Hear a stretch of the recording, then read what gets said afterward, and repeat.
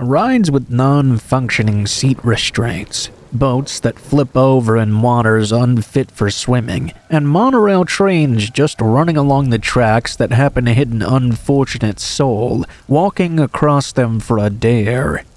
These are just some of the documented ways that people, both guests and cast members alike, have passed away at Disney. But there's one ride with the prospect of something like this, plunging down an elevator shaft in the dark, is thrilling rather than dreadful: the Tower of Terror. Still though, the happiest place on earth had a genuinely terrifying experience for me on the ride, one I'll never forget, no matter how much I distance myself from the memory. The first time I encountered the Tower of Terror was through a DVD special my parents owned that detailed what Disney had to offer. I realize now it was more of a travel advertisement, encouraging people to spend money to go to the parks, but it was quite magical when I was a kid. The segment played into the spookiness of it all, and I was obviously intrigued. Apparently, the ride centered around the elevator of a deserted hotel on the dark side of Hollywood, and rumor had it you may become a permanent resident if that elevator dropped like it did all those years ago. I knew I wanted to go see this, so when I was 18, I managed to save up enough money for a big graduation trip with my best friend Sandra, or Sandy as we'll call her. We did everything together from the very moment we met in middle school, and so there was no one else I would rather experience my first adult trip with in my book. She was also a huge Disney fan, so the shoe fit. The only thing was, though, she was not a big horror fanatic like I was, so as much as I begged her, she refused to go on the ride, saying it would creep her out too much. Guess I would have to go alone. I didn't really mind after she said she'd wait in line with me, though. That was something at least. Who knows, maybe my excitement and the urge of the recently graduated to go out of your comfort zone would change her mind by the time we got to the end of the line. The line for the ride, although incredibly long, really sold you on the idea of creepy hotel for Hollywood stars trapped in the Twilight Zone. Exposed steam pipes, machinery, cobwebs, and furniture straight out of the 1920s. If it weren't for the long line of people standing in short shorts and wearing several layers of sunscreen, I'd almost really believe I was standing in an abandoned hotel. My excitement was uncontainable, while Sandy was still trying to get over her jitters. She said she was warming up to the idea of going with me, but she'd have to see the elevator itself to make any final decisions. I said I was fine with that, and before we knew it, we were standing before the doors of the famed hotel elevator. It looked simple, with rusty divided silver doors and an ornate-looking floor dial at the top. The plaque read Service Elevator in bronze letters. I laughed while Sandy chuckled quietly. The doors opened with a rush of pressurized air. Inside the elevator were a few rows of seats. Finally, Sandy said, "Okay, I'll do it. At least it's not standing." We loaded in and we ended up at the back row, but that was fine with me. We had the middle seats with a good view of the action, so I wasn't worried about missing anything. Sandy held my arm tight as people squeezed in around us, and the ride was soon full of people and excited chatter. The theme for the Twilight Zone started playing, and a man sharply dressed in a red uniform closed the door for us. He ominously said goodbye in a sing-songy voice, causing Sandy to look at me with a nervous smile. I just patted her and whispered, "Don't worry, it'll be over before you know it." Then the ride began. The voiceover started and I grinned. My heart was pumping with anticipation. Lightning and thunder effects flashed around us. Sandy screamed and flung her arms around me. I stared as the specters bathed in white light greeted us from down that imaginary hall and vanished in a flash of electricity. This was going to be so damn fun. My eyes were riveted to the front the entire time. I don't think I looked at Sandy once, but I could hear her, or rather, hear her lack of noise now. She let go of my arm at that point and was completely silent. I guess she was starting to enjoy herself, and that thought made me happy. She remained silent as we continued throughout the entire ride, even during the fated drop itself. Not even when we jolted up abruptly or back down did she speak at all. At that point, a lot of people were laughing and cheering, and I was too. I was so happy my best friend got to experience this with me, and I couldn't wait to talk about it with her afterward. And that wasn't the case, though. There's a quote from the Tower of Terror I think fits very well with what happened next. 5 people stepped into an elevator and into an abject nightmare. Only now it was 2 people, and I felt guilty one of them happened to be Sandy. As the lights turned on and the automated voice signaled us to step off, I turned to Sandy to say something like, "You make it all right?" I froze. She sat still as other people around us got up to exit, face streaked with tears. In fact, she was still quietly crying. It looked like she was trying with all her might to hold back screaming sobs. A few people looked at us with concerned looks as they walked by, but I shielded her and helped her off the ride, trying to console her as best I could. I was surprised at how shaken up she was. She wouldn't even tell me what was wrong. I made the executive decision to go back to our hotel. I gave her something to eat and gave her some water as well, and she took a very long shower. Just as I was about to knock and check up on her, she emerged from the bathroom in a burst of steam. We sat down on the bed, and although she'd stopped crying, she was still clearly shaken up as she explained what happened. The first part of the ride, where she had her arms wrapped around me, was completely fine. Eventually, though, she started to notice the man next to her looking at her instead of the ride in front of him. It wasn't long before he started trying to grope her, placing his hands all over her until she moved it away. It wasn't until he pulled a small, sharp object out of his pocket that she started to get really scared. The son of a bitch even whispered something into her ear like, "Don't move or I'll cut you." Sandy felt like she had no choice and silently sat there while the man essayed her right next to me. I hugged her, but inside my heart broke, and I felt ashamed I didn't notice what was happening. We went to Disney security and told them what happened, but since it was so dark, Sandy couldn't identify any features beside that they were an older man. They offered to look at the security cameras, but those yielded no results either. Ultimately, we decided to cut our trip short and stayed recovering in the hotel for the rest of the time. Sandy hardly left the room or her bed. I did my best to comfort her when she started having nightmares about the experience. I wish I could have stopped that man from doing what he did. I wish I hadn't begged her to go in the Tower of Terror with me at all. Maybe then the only nightmare would have been a haunted hotel.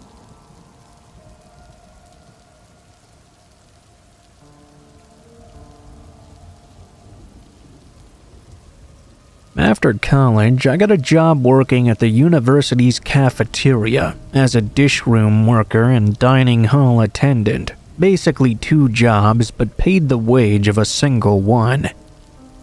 Still though, it wasn't terrible work by any means. My co-workers were all very great, and I could survive off of it. It was just very long and repetitive. To get through my days, I thought of it as giving back to the community that had housed me for 4 years. That gave me some motivation when things started to get real dull. There was, however, one creepy incident at the start of this job that made me pause and wonder if I even wanted to continue working there. It involved one of my hiring managers/supervisors. Let's call him Weird Al. No relation to the parody artist, by the way. Weird Al was a tall, thin man who seemed nice at first glance. As I was only a 5'2" small woman, he crouched down a little to talk to me face to face whenever he needed to. He also showed me the ropes on my first day, when everyone else happened to be busy. It was only the second day when things started to get weird. He seemed to want to talk to me a lot more. That didn't really set off any red flags at the time, though. Given what I know now, the repeated attempts to be around me all the time come off a lot creepier. He opened up to me about his life as a single father with his daughter in a different country.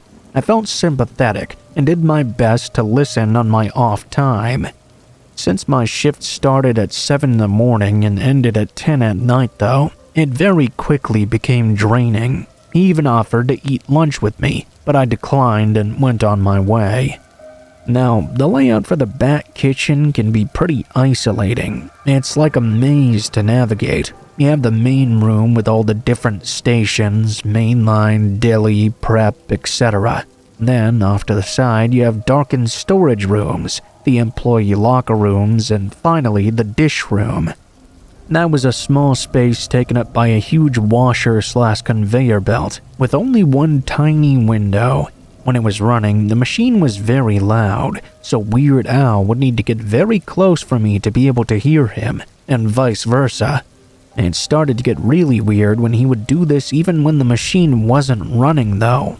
He never touched me or said anything inappropriate that day though, so I initially brushed it aside as him being kind of weird but ultimately harmless.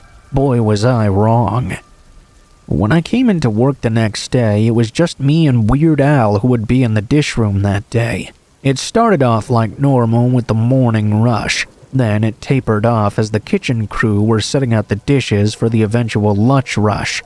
We got backed up a little bit, so Weird Al didn't have as much time to chat that morning. He had to man the washing side while I manned the drying side. I was kind of glad to have some space to myself, and got lost in the monotony of the work. Eventually, Weird Al tapped me on the shoulder. "So, I heard you were a really good writer." "Yeah, that was my major in college." He got this big grin on his face. "Maybe you could help me out a bit. You see, my daughter needs some help learning English. Maybe we could meet up and you could give her some lessons?" What? Now, I was kind of flattered, but I wasn't exactly an education or English major. I told him that, and that I knew people who would be much better equipped to handle that sort of thing. He wouldn't take no for an answer though, and persisted that I meet him and his daughter after work one night. I didn't know what to do. He was one of my superiors.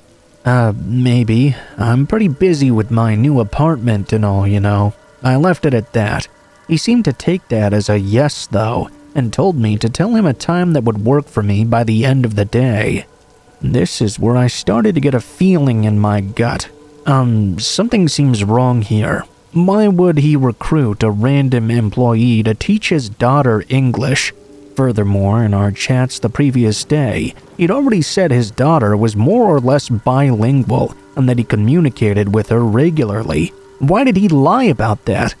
Why did he insist on getting so close to me and meeting after work hours? Couldn't this all be done over a video call if it was so pressing? No meeting in person necessary. I erred on the side of caution and avoided him as much as I could for the rest of the shift. At one point, he offered to give me a ride home because it was so dark out, but there was no way I wanted someone I'd only been working with for a couple of days to know where I lived, unless we were already friends or it was absolutely necessary. I refused to give him a time to meet either. I quickly packed up my stuff at 10 p.m. and slipped out the back door while he was going out the front.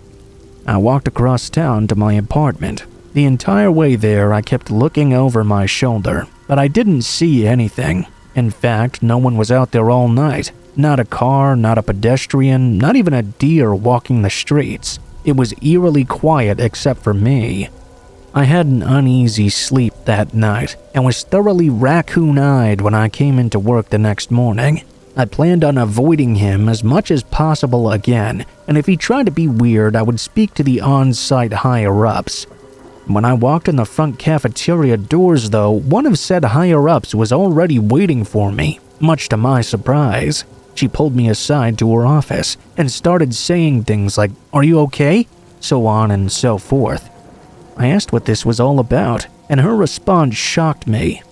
She told me delicately, "We've had complaints from a lot of female staff members that Weird Al's real name has been asking inappropriate questions. Since he worked with you yesterday, we wanted to cover bases. He's currently under investigation for human trafficking, so if you know anything, please tell us." I couldn't speak for a solid minute, but after the shock worked its way through my system, I told the higher-ups everything I knew. Him getting close and friendly with me, asking me to meet his daughter, about not taking no for an answer and offering me a ride home, everything. Now I was even more certain that everything he said about his daughter was complete bullcrap.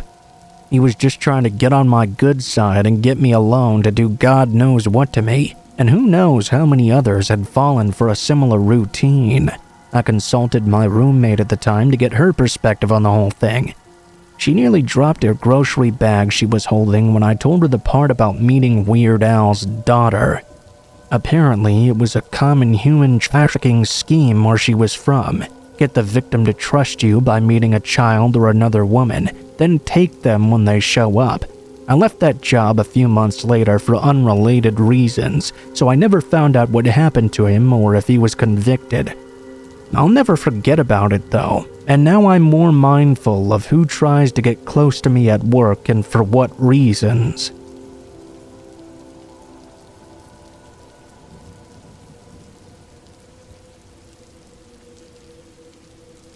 When I, female, was in the 7th grade at 12 years old, I would experience nausea, vomiting, and extreme sleepiness after spending the night at the house of a particular friend.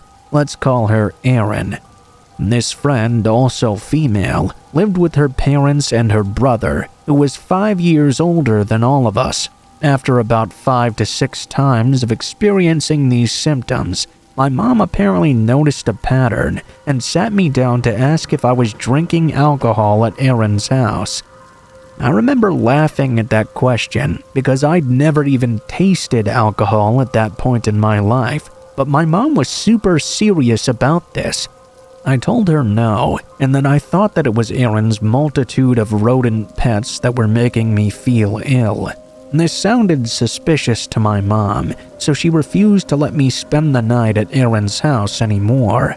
I was still allowed to spend the night at my other friends' houses though. One night I was with a group of friends, and we had movie night at Erin's house, then went to spend the night at my friend Sarah's after, where I had slept over many times without any problems. The next morning I came home sick once again. Nausea, vomiting, extreme sleepiness. My mom decided to take me to the doctor to get checked out. She told the doctor she believed me when I said I didn't drink any alcohol. But given my hangover-like symptoms, apparently the doctor was incredulous and ran a blood alcohol test on me. It came back as 0. Surprise, surprise. The doctor said they could test my blood for GHB, but if I ingested the substance, it would no longer be detectable in the blood. Given the circumstances, he informed my mother privately that I was likely being drugged at Erin's house, since that was the only commonality preceding my symptoms. There wasn't enough evidence to show who drugged me though, or press any charges, so my mom just banned me from going there again. I stopped going to Erin's house completely, and I didn't experience any of those symptoms ever since. About 2 months after I stopped going, her older brother suddenly messaged me on Facebook one day and asked me why I never came around anymore. He told me he'd recorded some things on his DVR that I would like, so I should come over and watch them with him. I didn't know what to do, so I just deleted my Facebook altogether. I never told my parents about that message, but in hindsight, Erin's older brother was likely preying on me.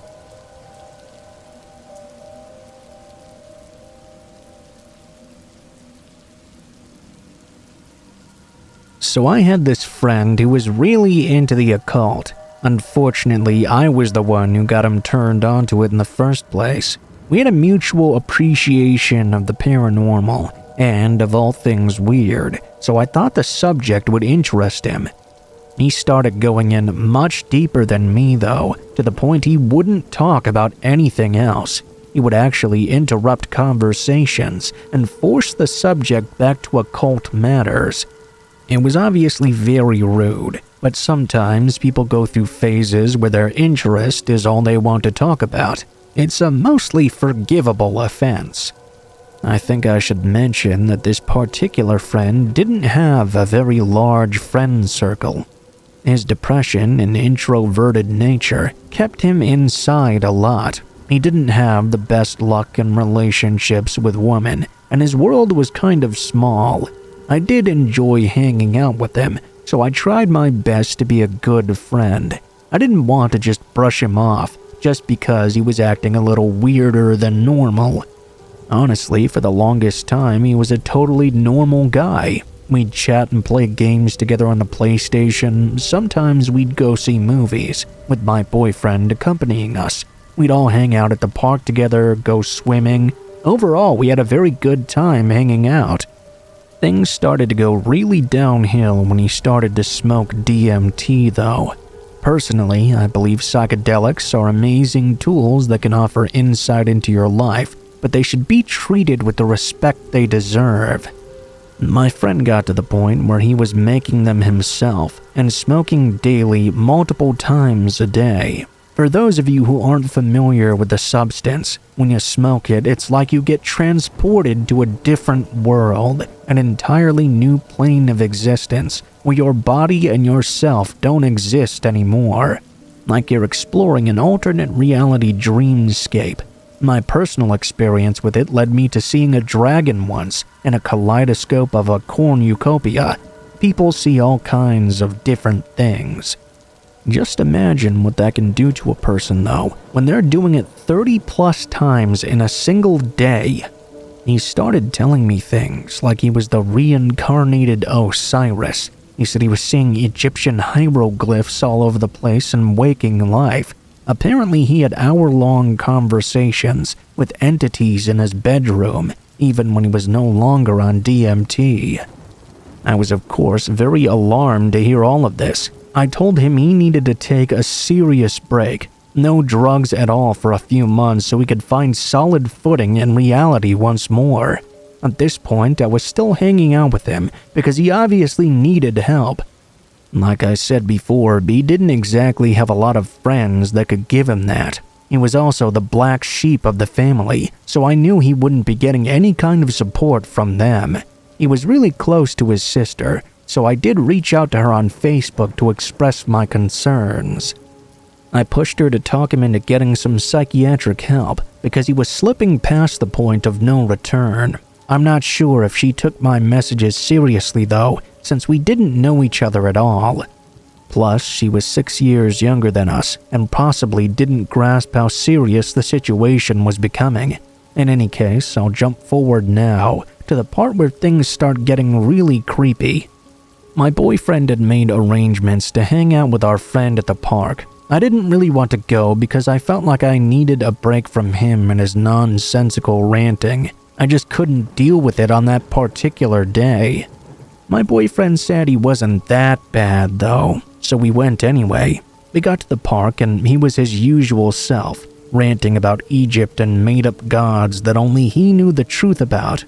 He also had this large knife he kept fiddling with the whole time we were on a walk. He told us he had been using it in ceremonial magics that helped to banish negative thoughts. It made me extremely uneasy. He would do this thing where he would take the knife and make stabbing motions near his heart or head, like he was mock stabbing himself, all while holding a conversation with me or my boyfriend. I think we were both really on edge and didn't know what to say or do about it. I tried to distract him by bringing up other subjects that might interest him, but he kept on with his ritual. Keep in mind, we were walking on a trail, so it wasn't like we could just say goodbye to him then and there and move on. We had to walk back to our car and drop him off at his. My boyfriend had the bright idea that we should get some lunch after our walk, even though I was doing my best to give him a look that said, "No, you crazy fuck. Why do you think I want to spend any more time with this nutso?" My boyfriend was ignoring it, or it was not that effective. I'm not entirely sure. Either way, we ended up getting in the car to go get lunch. I was driving, my boyfriend was in the passenger seat, and the weirdo friend was in the back. As we were heading through a busy part of town where all the shopping and restaurants are, I heard the distinctive sound of a belt buckle coming undone. Then I heard the worst sound imaginable. I peeked back out of the corner of my eye, and my suspicions were confirmed. This crazy asshole was full-on jacking it in our back seat. I mean, pants all the way down, bare ass on the seat, beating it so hard he looked like he wanted to tear it off with his bare hands. Instantly, I felt sick to my stomach. All the nervous energy I had throughout the day popped up into my head. I was trying not to shake and ignore it and drive through the heavy traffic. I kind of had a freeze response, I guess. The whole time I kept thinking about that big knife he had in his pocket and how obviously he was completely off his rocker now. I was afraid to say anything or confront him because I didn't know how he was going to react. As nuts as it is, my boyfriend didn't seem to notice somehow. The whole time he kept on rambling about God knows what. I couldn't listen because my thoughts were focused on driving and trying to ignore what was going on in my back seat. We got to the restaurant and my boyfriend ran inside to grab the food. I was left alone in the car with our friend. I tried to act like I was browsing on my phone, when in reality I was watching and listening as hard as I could. My boyfriend got back and I complained that I was tired. It had been a long day. I drove us back to our friend's car, and he didn't get out of our vehicle. He just kind of sat there. I had to get a bit rude and ask him to get out and go home. He got out of our car and walked over to his passenger side. I started getting really scared. I suspected the worst. He pulled a gun out of some kind of bag he had in the seat and walked over to our car with it. I don't know why I did this, but I was so pissed I got out of my car and walked right up to him. I was maybe 3 feet away and could see it was a loaded 9mm. I kept asking him over and over, "What are you doing?" because apparently that's all my brain could think to do. I told him to get in his car and go home. He never said anything during this whole time, just kind of cried and had this wild look in his eye. For whatever reason, he got back into his car and drove off. I told my boyfriend we were obviously never hanging out with him again, and that I didn't even want to talk to him anymore. No contact at all. A few months passed, and he occasionally messaged me through PlayStation or texted my phone, said a lot of stuff, and I just ignored it. It turned out he moved down to Tennessee near Nashville. I don't know why exactly. He had a roommate, and I think their girlfriend lived there or something. I'm not sure about the situation. I thought maybe he was turning his life around and getting a fresh start down there. I still thought it was best to cut all contact and let him regroup a bit. I was not interested in any kind of friendship with him, and I know he needed help beyond what I could offer. I again reached out to his sister and let her know he had a gun. She managed to get it from him somehow, but it did little good in the end. I got a call around 11 p.m. one night that woke me up. It was a man claiming he was a detective down in Gallatin, Tennessee, and my heart skipped a beat. I started sweating and asked what happened. Apparently, my former friend stabbed someone to death on Halloween Day. I don't know all the details, and articles about it are kind of sparse. The whole thing is really surreal, and I'm just left feeling lucky I didn't get shot last summer. The whole thing turned out way longer than I meant it to be, but that's the story. I'm still feeling creeped out by the whole ordeal, and feeling kind of sick after writing all of this.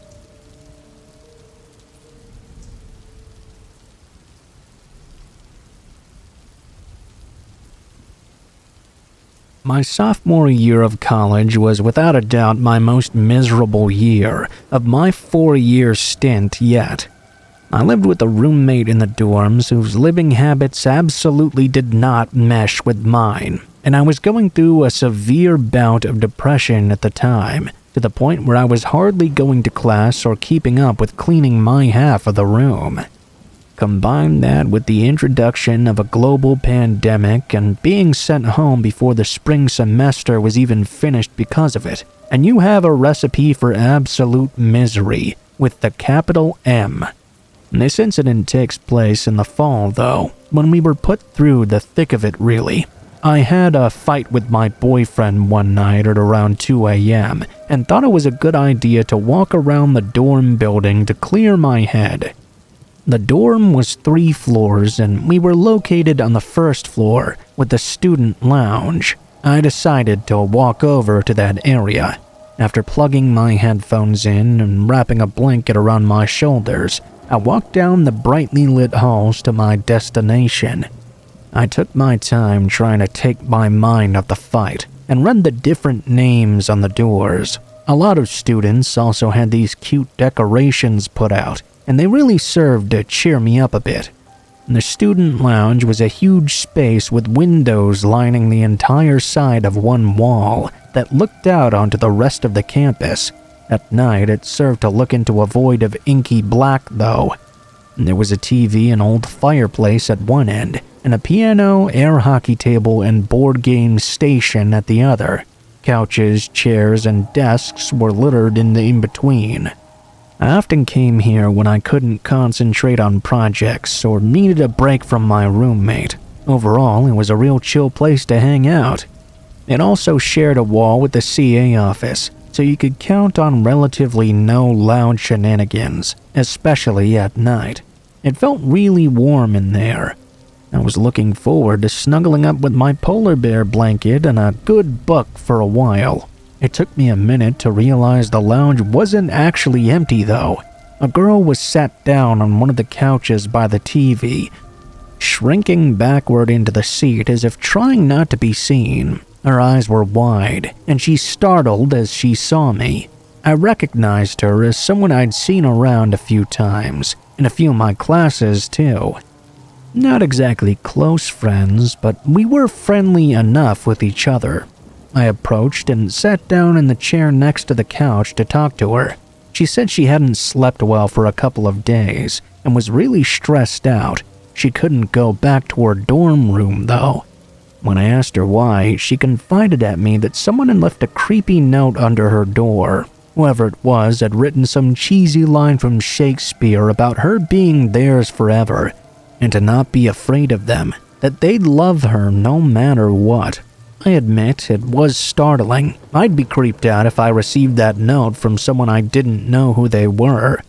I felt bad for her and offered to let her sleep in my dorm room for the night so she'd feel more safe. She lived in a single room herself, so she had no roommate to rely on. She agreed and started crying with relief. We went back to my room together. My roommate was unhappy about being woken up, but she wasn't the type to turn down anyone who wanted to come over. I learned that firsthand, even if it meant at inappropriate times. Once she understood the situation, she welcomed the girl, who we'll call Jay, with open arms to sleep on our floor. We had an extra mattress, so it wasn't a big deal to either of us. Jay soon drifted off to sleep for what looked like the first time in over a week. In the morning, as we all got ready for class, a rarity around these parts, Jay thanked us profusely and asked if she could stay a few more days while she consulted the CA about her stalker. We said sure, thinking it would resolve itself eventually, and we wanted to support her. Long story short, though, it didn't quite go the way I expected it to. Jay divulged more about her stalking situation over the next couple of days, saying she'd been seeing a white truck almost everywhere she went that week, getting out of class, going to eat, even out her room window one night. That last one was when I found her in the lounge unable to sleep and scared out of her mind. That was definitely stalking behavior as far as we were concerned. My roommate walked her to class for the next week, and we all kept an eye out for more suspicious behavior. But there wasn't any. We thought the stalker had not found her yet, or must have backed off altogether. Jay was still scared, though, and slept in our room more often than not. She told the CA about what was going on, and was offered emergency housing, but strangely enough, she refused. That took me aback. I mean, I know people make questionable decisions under that kind of stress, but I know I would want to take the emergency housing, where you'd have more consistent security than only friends. We accepted her decision, though, and things went on like that for a month or so. My boyfriend visited in the middle of all of this. We'd made up from our fight at that point. When I told him what had been going on with Jay, he wanted to take action and find more evidence of this person to catch them. So, together with Jay, my roommate, and a lot of our friends, We made a group chat designed specifically to catch this person. In hindsight, it was less an investigation team and more a vigilante mob of onlookers, but we couldn't see that right away. Hindsight is 20/20, I suppose. That's when the drama really started, though. One night around 10 p.m., Jane messaged the group chat frantically telling us she'd seen the white truck again, and that it left when she tried to get a good look. We needed to find it now while it was still in the area. We all rallied together and went out searching. Now, the college I went to was in a place that got a lot of snow, so it was no stranger to large trucks, and white trucks seemed to dominate the parking lots as we walked around. Jay came with us, and eventually we split up and inspected each white truck in different parking lots, going as far as to take pictures of license plates as well. She insisted that we keep looking, but it was getting quite cold and we weren't having any luck. We all decided to go home. My roommate and I brought Jay in tow with us once again and comforted her, saying we'd find this person soon enough. The CA knocked at our door the next day though, and she was not happy. She had several students making complaints about a mob chasing their cars outside, and someone had pointed to us as the ringleaders. We explained that that wasn't what we were doing at all. We were trying to catch Jay's stalker. She'd told her all of this before. That's when the CA dropped a bombshell on us. Jay had never told her about any of this. Not any note, not any white truck, any of what she'd said she had weeks ago. We were furious and ended up kicking her out of the room and banning her from the group chat. We explained to the rest of them that Jay had possibly been lying about the whole thing, or at least prolonged a single creepy experience to rile everyone up. We didn't know what to believe. We profusely apologized to the CA and anyone affected by our actions. Jay never talked to us again. Whenever I would see her around campus, she'd look away or pretend not to notice us at all. We never heard from her again after we all went home due to COVID either, and we all wrote off the whole experience. I hope she's doing well today and hasn't experienced any more stalkers, but for her sake, I hope she never tries something like that ever again.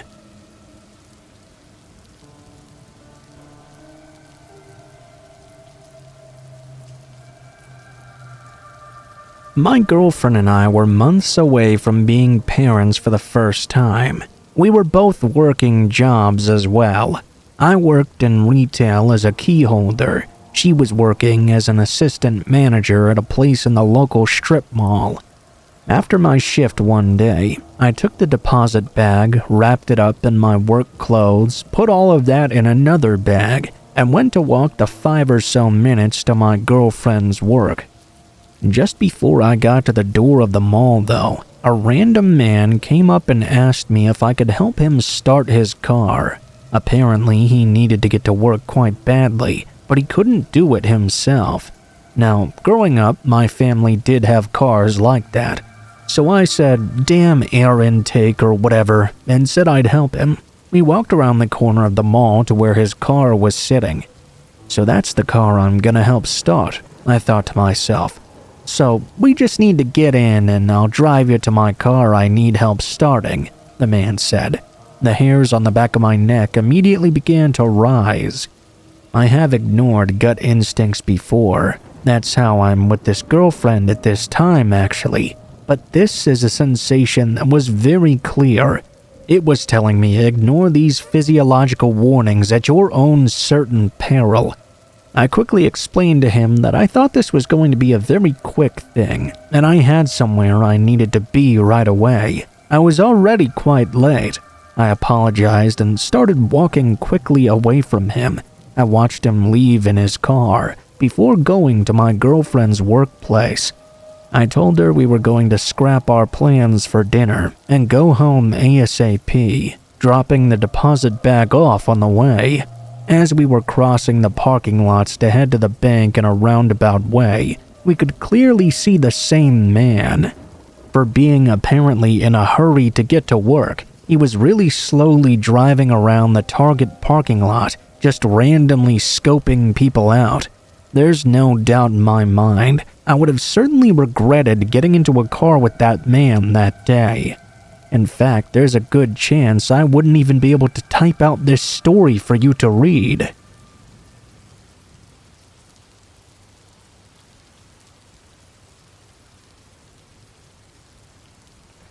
Okay, so first of all, I think I should put a brief trigger warning. Nothing too bad happens, but it's enough to make some people uncomfortable, so take caution when listening to this. Anyway, I was 15 and had just transferred into a new school. I made a friend immediately, and after a few weeks, I asked my mom. She agreed to let me spend the night. I'm not going to give out my friend's real name, obviously, so let's just call her Kelsey. Anyway, I get to Kelsey's place, and it's all fun and games. I met her mom, who I absolutely adore, and even managed to make a few jokes with both her parents, even though her dad seemed more partial to just grunting.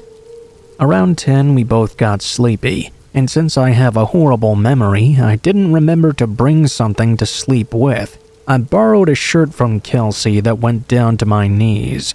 We also slept together in the same bed. I know it probably was not a good idea to just be wearing a shirt, with understuff of course, to a sleepover, but I trusted my friend completely, and she was wearing something similar anyway. We both passed out. I was suddenly awoken sometime later though, because I could feel the blanket now moving around. I turned my head and saw a shadowy figure. I could just barely make it out to be her dad. He stepped away from the bed and dropped the blanket. I blinked in his direction twice in confusion, then instantly fell asleep again. That might be dumb, but I was dead tired, and I was too sleepy to be properly alarmed. I felt the same thing happen a short while later, after I fell asleep again though. This time, I didn't move around too much as I looked closer, and verified that yes, it was my friend's father. He was lifting up the blanket of the side I was sleeping on. My thighs were exposed because my shirt had ridden up when I slept. I sat up in place, scaring him away from the blanket yet again.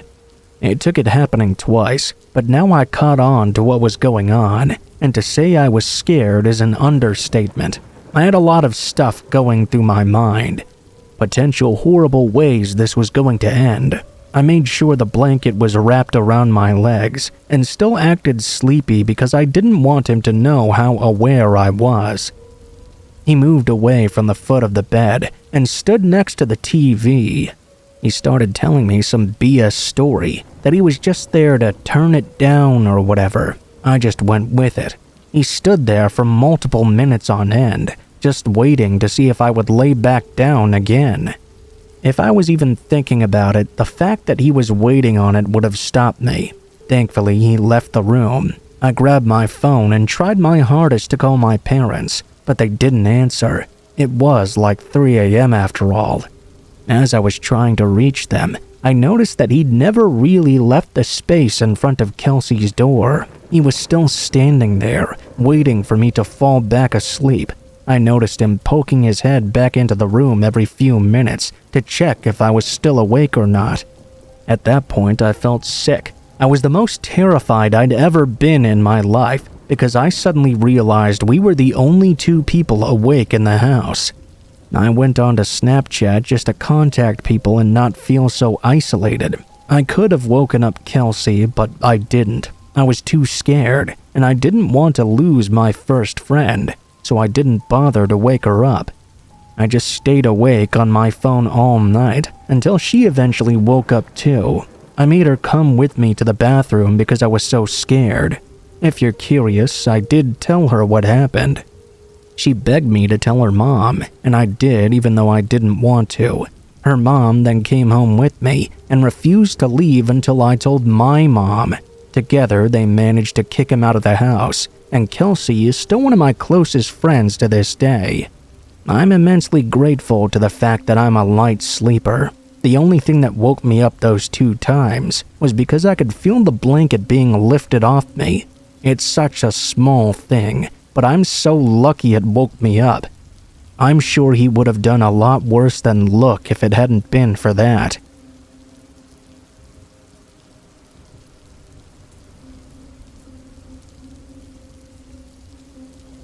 I had gotten out of an 8-year-long abusive relationship and met someone on a popular online dating app. To be honest, I wasn't looking for anything serious, just someone to go to watch a movie with or have a drink with every now and then. I had 2 boys and I was happy and living a peaceful life on my own after going through hell. I met this guy who was just a couple years older than me, and he had turned his life around. When he was younger, he used to be in gangs and drugs, and now he was into working out and staying fit, doing family stuff. I guess you could say I felt protected by him. He was a hard worker, self-sufficient, had a son, and loved going to the gym every day. I myself had kind of a crazy past but overcame it as well, so we seemed like a good fit. We would go to dinner and movies, normal dating stuff. Eventually, he wanted to spend more and more time together, and I was having trouble giving up all my free time for him. He would get angry about this, like really angry. After being with a controlling, possessive asshole for so long, this was obviously a red flag, and after 3 months, I told him I didn't want to see him anymore. He said he needed to confess something to me. He admitted that he was using steroids, and that was the reason for his mood swings. He cried and said he was sure that was the reason, and he was willing to stop if it meant he could have another chance. I obliged, but only under the condition that we remain friends. Things were okay for a while. We saw each other maybe every other week, and he started wanting to see me every week. I told him I was not interested in being anything other than friends at the moment, since I was not ready for a relationship. He tried to talk me into giving him another chance, but I just didn't find myself interested in him in a romantic way. I insisted we'd just be friends. I stopped talking to him because I got mad at his insistence that we talk every day, since he said that's what friends do. He would always ask for my whereabouts and ask for pictures of who I was hanging out with. I told him that's absolutely not what friends do. He kept insisting he just innocently wanted to see what I was up to. Fast forward 6 months later, and I hadn't spoken to him at all within that time. I was happy and living my life. On one particular night when my youngest son was at his dad's, I went out to a local bar with some friends. My oldest son, who was 13 at the time, was home alone, so I left a little early to make it home around 10. I laid down in bed and went to sleep. A little info on my living situation. I had been living in my condo for almost a year now, and we lived in a great safe community. I would leave my patio sliding glass door open with the screen closed to let a breeze in at night. No big deal. My bedroom was close to the patio, and my son would sleep in the loft that was closest to the front door. I was dead asleep when I suddenly felt someone slowly sit on my bed. I was laying there wondering why my son would come sit on my bed so slowly. He wouldn't. I turned around and it was not him. It was Mario, not his real name obviously, laying down in bed next to me. I sat up and asked him how he got in. He was not answering me. He simply said, "I needed to talk to you." Okay, when you need to talk to someone, you don't sneak into someone's room. You call them. You leave a note for them. Literally anything but this. I was thinking I was gonna kill my kid for letting him in. I didn't have your number anymore. I needed to talk to you before it's too late. I didn't even entertain the before it's too late bit because I was livid, but something told me to keep my cool right now. I sat up and said, "Look, I really want to talk to you too, but not like this. Please just leave and I promise we'll talk tomorrow. Call me tomorrow, okay?" He got up and walked over to my side of the bed. He started rubbing his shoulders and slowly making his way to my neck. "Do you really want to talk?" I looked him in the eyes and said, "Yes, I've been wanting to talk to you, but not like this. Please call me tomorrow, okay?" He stared at me while rubbing my neck, then went back down to my shoulders and let go. This motherfucker then proceeded to exit through my patio door. He jumped my patio wall, which told me exactly how he got in. I freaked out and checked on my kid. He had no idea what was going on. I locked all my doors and didn't sleep the rest of the night. The next day, I texted him, and I told him that if I ever saw him near me or in my complex, I would call the police and to never contact me again. If you're wondering why I didn't call the cops to begin with, I knew he had a gun, so I was scared of being retaliated against for being a snitch. I also figured if I'd called the cops, they wouldn't do much, or they'd just let him out. I was afraid of what he would do after. Either way, he left me alone, and I didn't hear from him for years. 4 years later, I'm going through Facebook, and I see his face in People You May Know. I click on the picture and notice it looks a lot like a jail picture. You know, those pictures where the guy is clearly in a jail cell. I scrolled down the page. His most recent post was him posting his address for his family members to write to, a prison address. I googled his name, and sure enough, articles after articles, all with the same headline: Man arrested on suspicion of killing girlfriend. About 2 years after he and I dated, he shot and killed the girl he was dating. That could have easily been me. I feel like shit thinking if there was anything I could have done to stop him. Even scarier thought, though, is that he only got 12 years for her cold-blooded murder.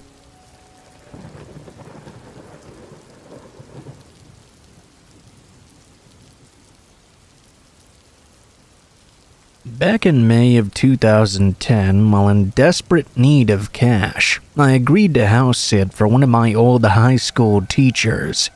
He had contacted me via Facebook and asked me if I would be willing to water his plants, collect his mail, and clean up the place while he went out of town for a couple of days. He didn't specify where he was going to be going, but he agreed to pay me $400 for 2.5 days, with half of the payment up front. I agreed.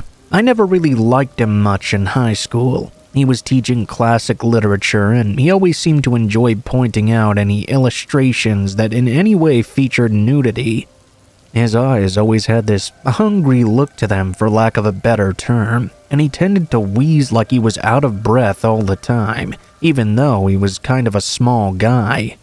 When I arrived at his place, the key was beneath the mat, and $200 were in an envelope on the kitchen table. I turned on my music and walked around watering the plants. I cleaned and vacuumed the ground floor and made myself dinner as well. I found his house to be kind of boring, actually. It was filled with old books, stacks of newspapers, ancient-looking furniture that didn't really look comfortable to sit in. I settled into my sleeping bag on the guest bed, but I had a hard time staying asleep. It seemed like every 5 minutes there was a strange noise coming from the house, and that would put me on edge. The following morning, I went back to my own home. I had breakfast and took a shower. Before coming back to clean the second floor. Upon entering the guest bedroom, though, there was the faint smell of something in the air. It definitely had not been there before. What's more, I could have sworn my sleeping bag was in a different position than what I had left it that morning. I started to get a bad vibe. I decided that night I would sleep downstairs in the living room instead. I finished up the cleaning just after 10 p.m. I made some popcorn and enjoyed some cable TV, which I didn't have access to at my own place. At around 11, I shut off the TV, wrapped myself up in my sleeping bag, and tried to drift off. I was tossing and turning for a bit, and just as I began to doze off, there came a click of the doorknob turning in the other room. I glance over, and I swear by any god you choose, I saw my teacher emerging from the pantry, wearing only his socks. He then slowly turned the corner and made his way upstairs. I grabbed my phone and my keys and exited out the back door as quietly as I could. I ran around front to get into my car and sped home, where I immediately called the police. I didn't know exactly how to explain this situation to them. I mean, he wasn't really breaking and entering, it was his own damn house. But when I explained to the operator that he had deceived me into thinking he was gone, they sent out a patrol car anyway. I had to go back to collect the stuff that I had left at his house, so that comforted me greatly. When the police arrived, he answered the door, wearing my sleeping bag over his shoulders. The police searched the area and discovered a hidden cupboard, which was a secret room in the pantry. I hadn't been aware of this. That's where he'd been hiding with a digital camera. He had taken a few dozen photos of me all around the house, most of which were when I was sleeping. I showed the police the Facebook messages he had sent me, assuring me he would be out of town the whole time. They arrested him, and I collected all my remaining things, but left the sleeping bag behind. I didn't waste any time getting a restraining order against that man. He made bail, but actually died of a surprise heart attack a few weeks later. I guess he was rear-ended in his car at a stoplight, and it gave him a big enough shock for that to happen. I never got the rest of my money, but as morbid as it is to say, I'm glad I won't have to deal with him ever again.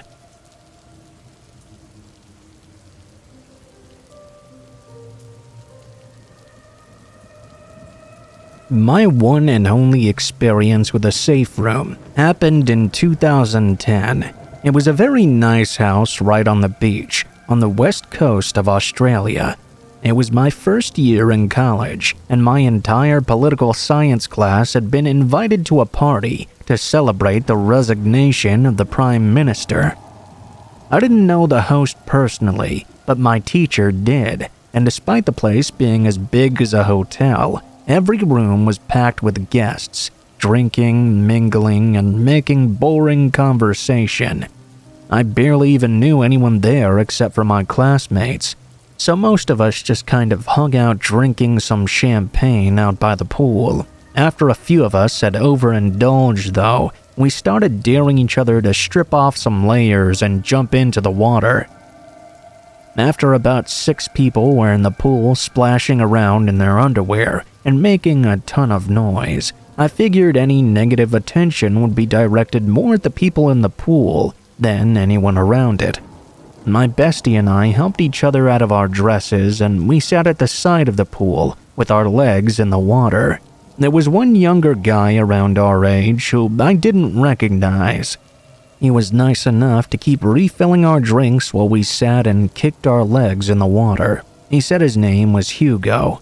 My friend Tanya and I continued to make jokes about how we better not be spiking our drinks or something.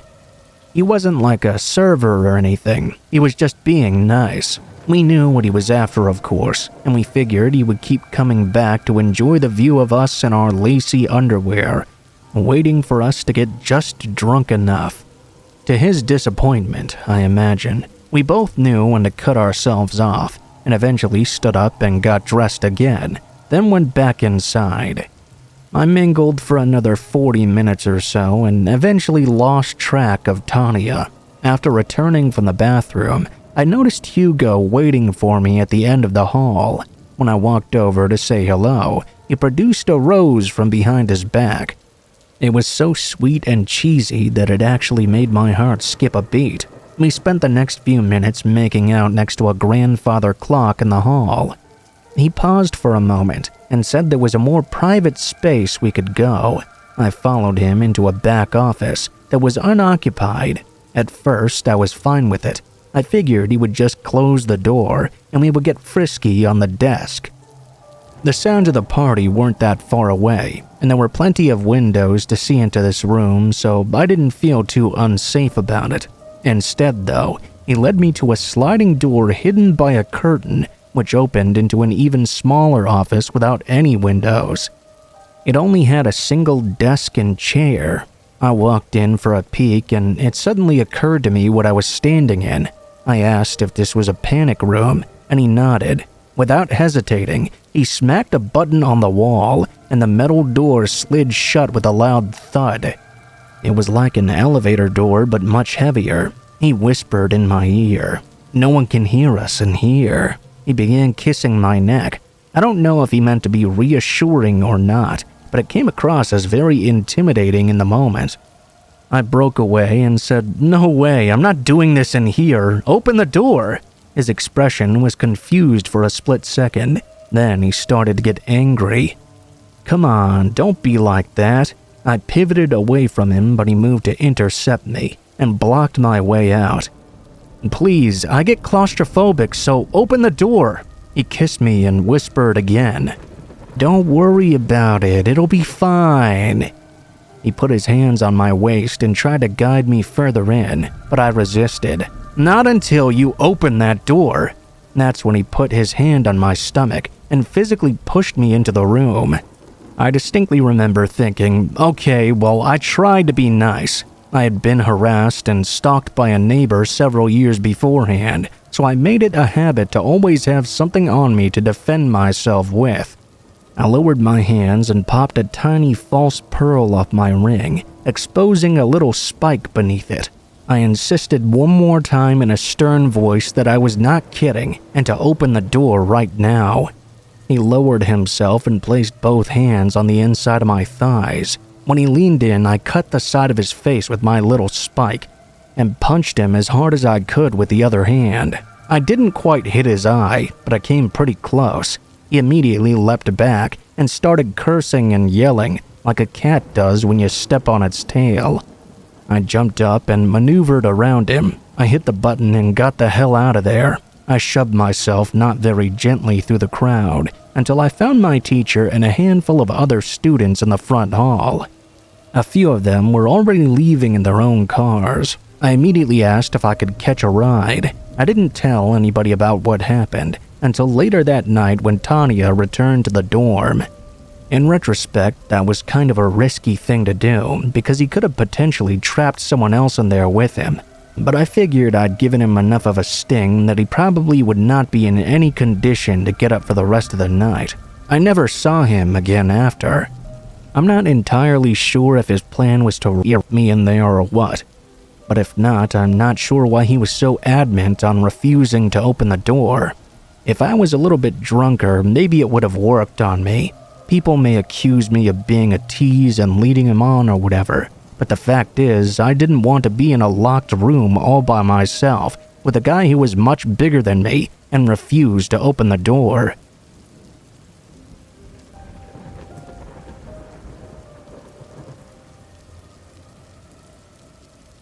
I work for a private security company, and my primary job is a safe room technician. Basically, I'm sent to test and do routine maintenance and repair or upgrade anything that needs service regarding a safe room or bank vault. I've only had to physically break into a safe room twice in my life. Normally, removing people from the safety of one is a police matter and usually just involves drilling a hole through the wall. Usually, people trying to evade the police in this manner eventually come out when they get hungry enough. Or in case of emergency, the police will toss a smoker in through the hole they drilled. Once, I was called in after the police negotiation failed, and a man shot himself in the room. I had to use a plasma cutter to cut away the outer door. The man had fallen against the door, so when it slid open finally, he practically fell out right onto my feet. Dried blood was still caked over his face and clothes. But the second incident was far worse. A few years later, I was called in by local police to break open a safe room door in a basement. The house was on the market, and the real estate company had asked me to help get it open. They wanted to present it to potential buyers as a feature of the home. I told them that if it was locked like this, that meant someone was likely already inside. But they assured me that couldn't possibly be the case. No one had set foot on that property in months. I arrived at the home to inspect the room, taking into consideration that a power surge might have tripped something and sealed the door shut on its own. The agency didn't want me to damage the door if at all possible, but after running a few tests on the control panel, I told them it was sealed from the inside.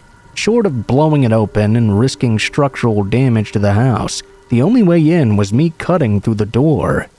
They weren't very happy about that, but I was more concerned that someone had killed themselves in there or something, and I was about to have another corpse fall out right onto my shoes. After disarming everything and messing around with the control panel again, the door finally slid open. and the foul stench hit me immediately. On the carpeted floor, lying face down, was the withered corpse of a man. Both of his hands had been resting upon the inside of the door. The agency had gone through the local police to contact me, but they were not on the scene right now. I called them right away, and they informed me not to let anyone enter this room. An investigation team showed up and questioned me. It turns out the man's legs had been broken in 3 places, each most likely with a heavy instrument such as a sledgehammer. He had been left to sit and die in that room, being unable to get up under his own power and reach the button to open the door. I went back and disassembled the control panel and discovered the wiring behind it had been tampered with, potentially allowing someone to seal the door from the outside if they knew what they were doing. That night, I told my family about this discovery. My brother-in-law's first words were, "So, you mean like the guy at the end of Saw?" At those words, a sick and chilling feeling swept over me. What a poor man to have been brutally attacked and left to slowly starve in a sealed room where there was no escape and no one near enough to hear his calls for help. Not that anyone could have opened the door anyway. If the police ever arrested anyone for the murder, I was never informed about it. The real estate company kept the story quiet as to not dissuade anyone from viewing the house, not that it mattered. The place remained an open crime scene for quite some time after. I told the cops that the killer may have been somebody with a history in my field, but they didn't seem convinced. Whenever I'm idling, my thoughts often wander to that man and how long it must have taken him to die all alone in such severe pain, knowing there was no way to escape. I wonder what the reason was for such cruelty and who the last person he ever saw or thought about was. It really keeps things in perspective for me. And ever since that day, even on my worst days, I remind myself that at least I'm free and can look up and see the sun.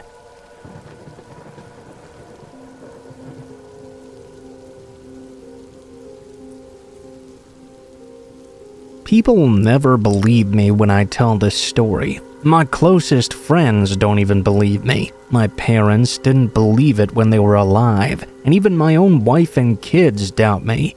Back when I used to live in Nova Scotia, I worked for a man that would buy houses and flip them after renovating them a bit.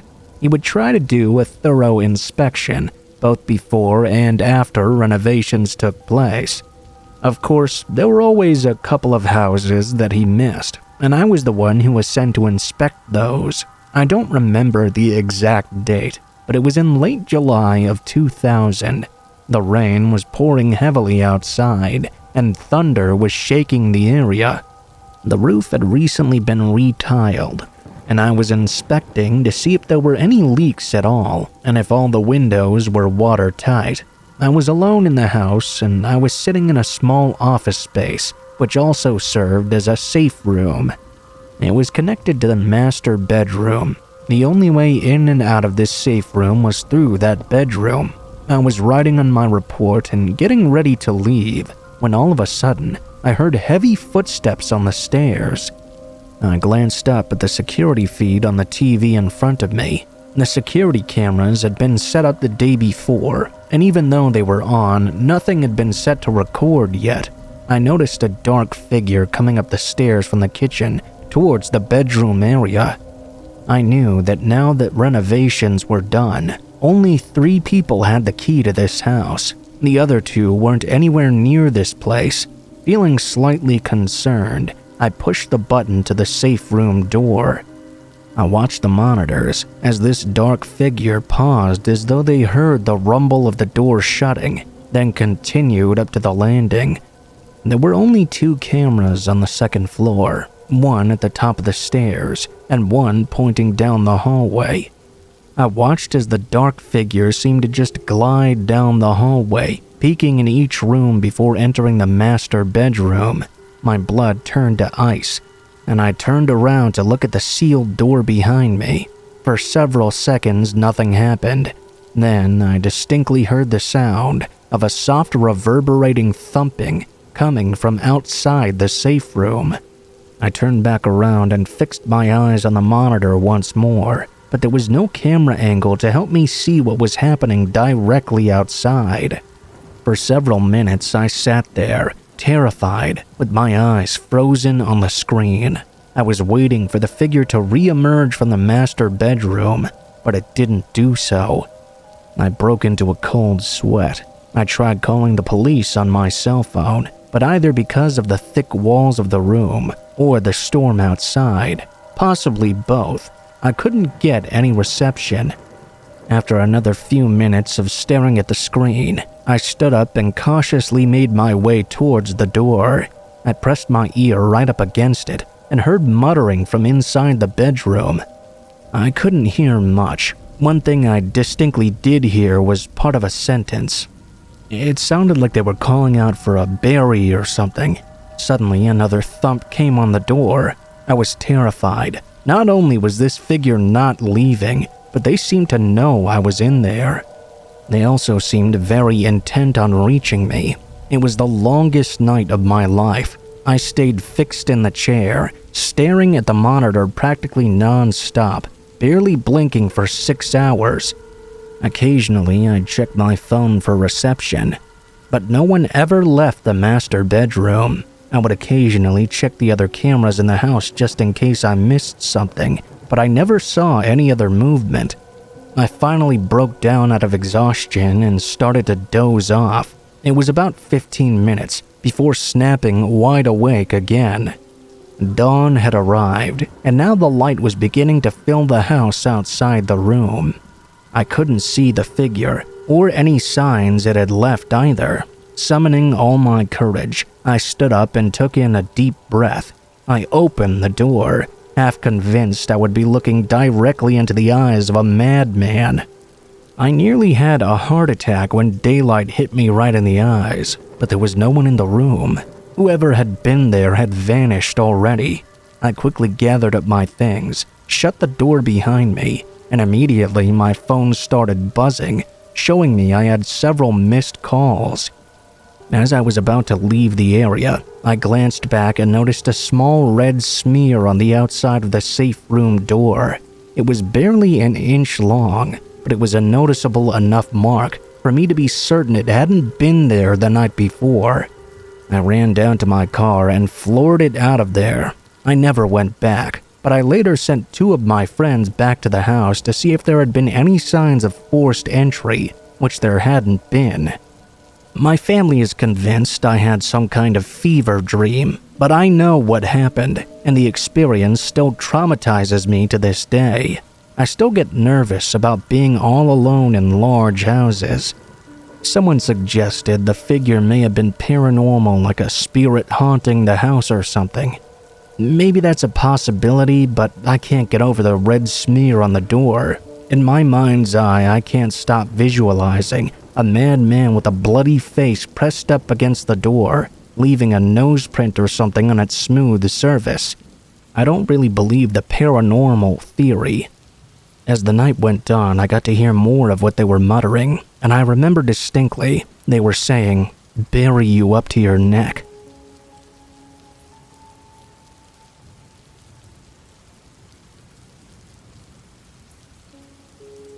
Some backstory. This happened when my grandparents were in their early to mid-20s.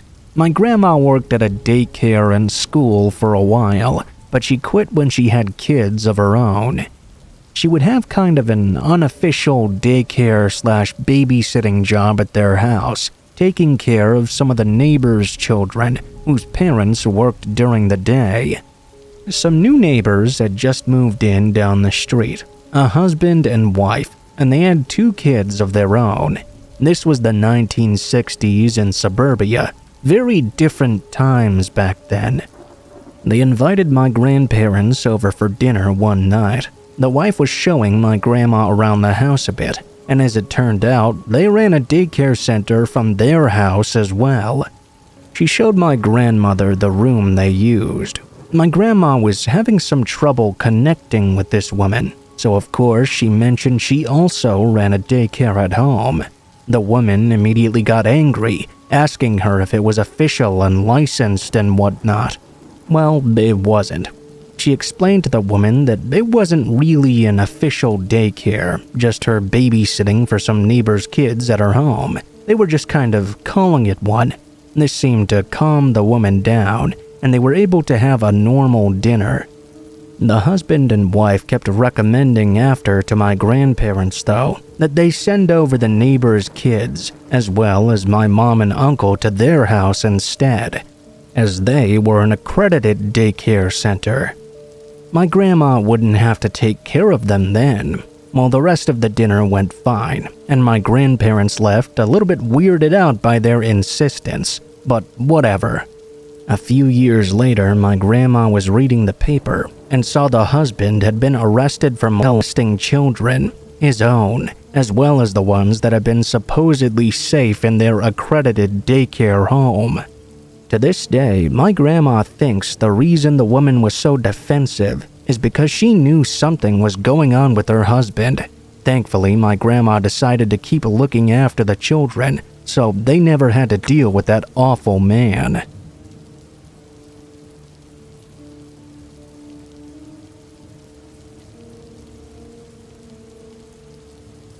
A few years back, I remember coming home late from work one evening. I was really tired and just went straight to the couch and watched some TV. It was very late though, and my eyelids got increasingly heavy. I turned off the TV and distinctly remember all the sleep mode lights on the various electronics that were hooked up to the TV. I also distinctly remember the way the street light was shining in through the blinds. I closed my eyes for what seemed like a few moments, and when I opened them, everything was exactly the same. I tried to move to get into a more comfortable position, but I realized I could not move at all. I instantly freaked out. My heart was pounding as I tried forcing every part of my body to move, but I couldn't do so. I tried to scream and yell for help, but nothing would come out of my mouth. I was terrified and felt helpless. It was a very strange and scary feeling. My mind was racing as I was trying to figure out why I was paralyzed. Was this something permanent? Did I need serious medical attention? As I was freaking out, I started to hear feet pattering in the hallway behind me. I was thinking maybe it was my younger sister. The pattern of the footsteps was consistent with that of a smaller child. I was beginning to feel relief that someone which I thought was probably my sister would come and help me. At that very moment, though, I realized my younger sister would have no business being up that late at night. She would have been too terrified to walk around in the basement anyway, not knowing if anyone was down there without any lights on. I realized these footsteps could not be my sister, and became even more terrified and confused by it all. I remember the fear was so overwhelming, I actually think it shocked my body for a moment. I feel like it helped me regain movement in my toes, and part of my back as well. The footsteps were pattering down the hall literally right behind my head, and back down the hall again. As I was panicking, I was able to use this partial movement of my back to scoot to the end of the couch. I fell off onto the floor, laying on my stomach with my face placed in the direction of those footsteps. I was still unable to move, and I began to hear those steps coming down the hall again. I was in a state of disbelief and complete terror as I heard each step getting closer and closer down the hallway. Finally, as the footsteps reached the end, around the corner of the wall, I saw what I can only describe as a little bizarrely shaped creature, maybe 2.5 to 3 feet tall. It was under a white sheet, so I couldn't see what it really looked like though. It was just casually walking down the hallway with a very strange and unsteady gait. The creature then stopped as it noticed me and turned directly towards me. It stared at me for a few moments. It almost reminded me of a smaller version of E.T. when it went trick-or-treating in the ghost costume for Halloween. It just looked awkward and not quite human, with a weird flat head. Not knowing what was under the sheet made it even more scary in its own right. The creature suddenly jerked its arms up and began waddling with intensity right towards my face. I was trying to scream and desperately escape, but I could only lay there motionless and helpless. I really thought I was going to die, or at least sustain serious permanent damage. It was pure horror and shock. Right as the creature tried to attack my face, I woke up with a start. The exact same spot I was in before. The sleep mode lights, street light beaming into the basement, it all looked the same. I was so confused and very disturbed.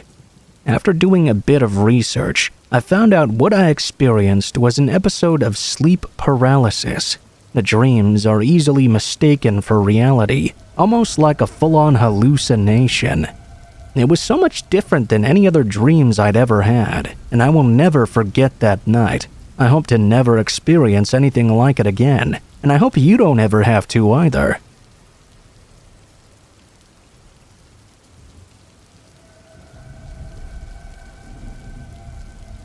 This was about 4.5 years ago, and I was 19 at the time. I was driving back home from the gym one night, at around 1 a.m. or so. It was decently foggy outside. I passed by a crosswalk for our local trail called the Iron Horse Trail that has sensors that light up if someone is going to cross. They went off right as I passed by it.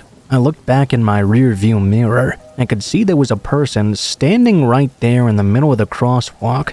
He was not even 10 feet behind the car. I had no idea how I could have possibly missed him, but it was certainly an ominous sight, so I fucking punched it away. As I got to a stop sign about 100 yards away, I took a deep breath and looked behind me again.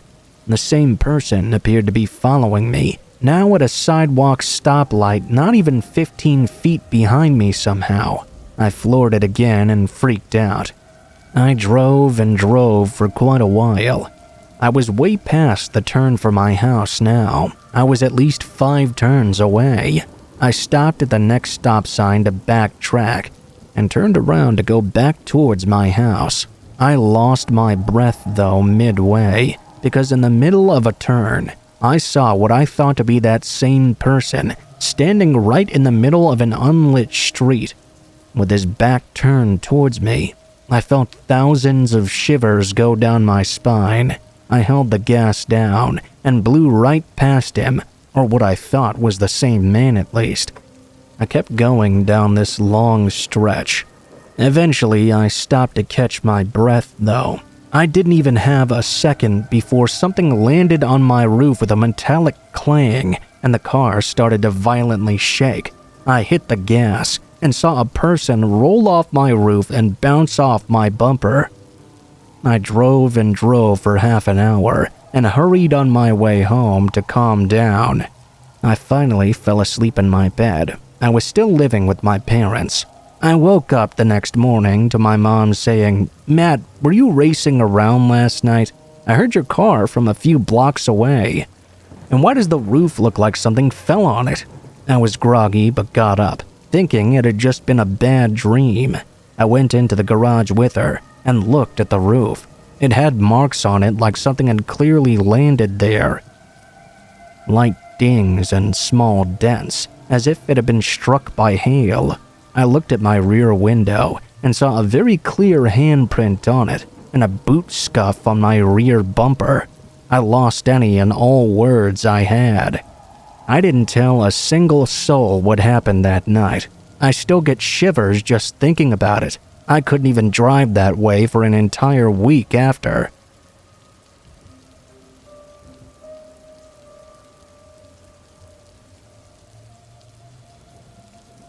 It was near Halloween time when my friends and I were telling ghost stories. My friend said she was going to tell a story about her parents' first date. She said she didn't like telling this story since it was actually true, but we pressured her to do so. To cut to the chase, the parents had spent a nice first date, and around the time they would have said goodnight, the male in the situation, my friend's dad, suggested that instead they go for a midnight hike of Provo Canyon. He apparently knew the place quite well, since he had done a fair amount of rock climbing in the area.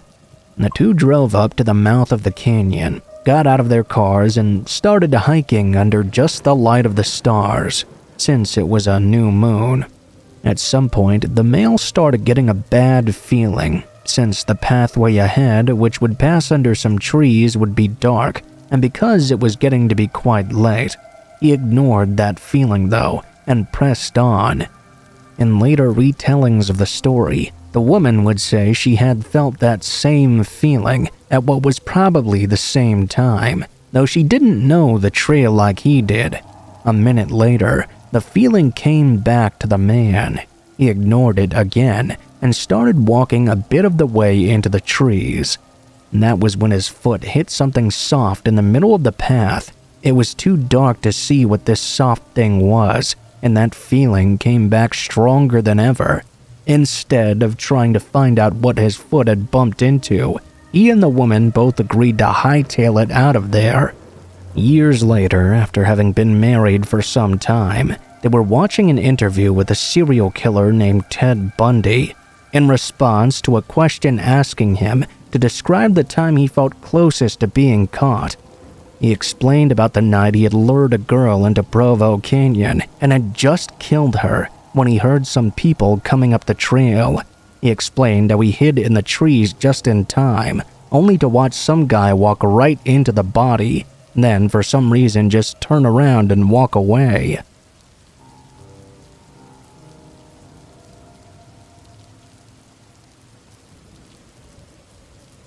I used to date a girl in college who lived 3 hours away. We would trade weekends, one at her school, one at my school. One day, she got really upset because she had driven all the way down to see me, and I happened to be in an all-night study session. She had known about this and knew I couldn't be home to see her. She texted me she was going to go back to her place, and then I never heard anything from her ever again. After 3 days of texting her repeatedly trying to make sure she was okay, the text started coming back as number not found. I sent her the stuff she'd left at my apartment in the mail, and that also was returned as no forwarding address. Her instant messenger account, which I never used but knew the name of, was now disconnected. It started to get even weirder.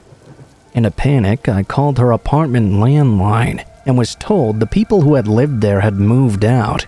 She had 3 roommates, and they hadn't left a number or any indication as to where they'd gone. I got really freaked out, needless to say. I asked friends who worked in school admin to pull some strings for me and make sure she was at least alive. When they checked, though, the school she was at did not have any records of her as a student. The license plate to her car was not registered to anyone either. None of our mutual friends ever saw her again. I called the police, but there were no car accidents involving anyone who fit her description on the stretch of road between our 2 schools. Not that night, nor in the 2 weeks after. I didn't ask for a longer time frame because at that point she had already been missing. The cops wouldn't file a missing persons report though, because I wasn't a family member. I have no idea what actually happened to her, why she freaked out on me so bad, or even if she's still alive. Maybe she's in a witness protection program or something. She just literally disappeared without a trace.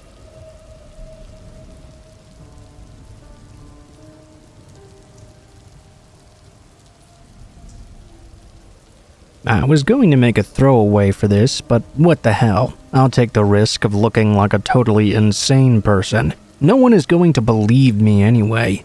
This happened when I was 17. I'm 32 now. I graduated high school and got my first apartment in a nice town. I lived by myself, other than my cat Snowball. Don't laugh. I named her when I was 8 years old. A few details before we get started. I've never been a fan of cat boxes. Worst part of being a cat owner is shoveling tiny shit chunks with a tiny shovel every day. I got one of those motion-activated, self-scooping deals and left it on the back patio. I ran the cord inside to power it and left the back sliding door open just big enough for her to get in and out. It was about 5 to 6 inches. The patio was one of those 8x8 cement floor types, surrounded by a 5-foot-tall wooden fence. If you looked out from my bedroom door, you'd be facing right at that sliding door with hanging blinds, living room in between. The kitchen was off to the right. So I'm playing video games at the computer in my room, with my back facing that door. It was about 1 a.m. I hear Snowball start to make one of those awful cat growling noises in the back of her throat. I was pretty locked into my game though, so I told her to knock it off, not even looking at her. She kept on doing it though.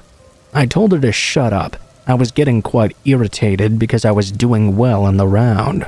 She got loud enough though to break me from my gaming zone, and I realized that this behavior was not normal.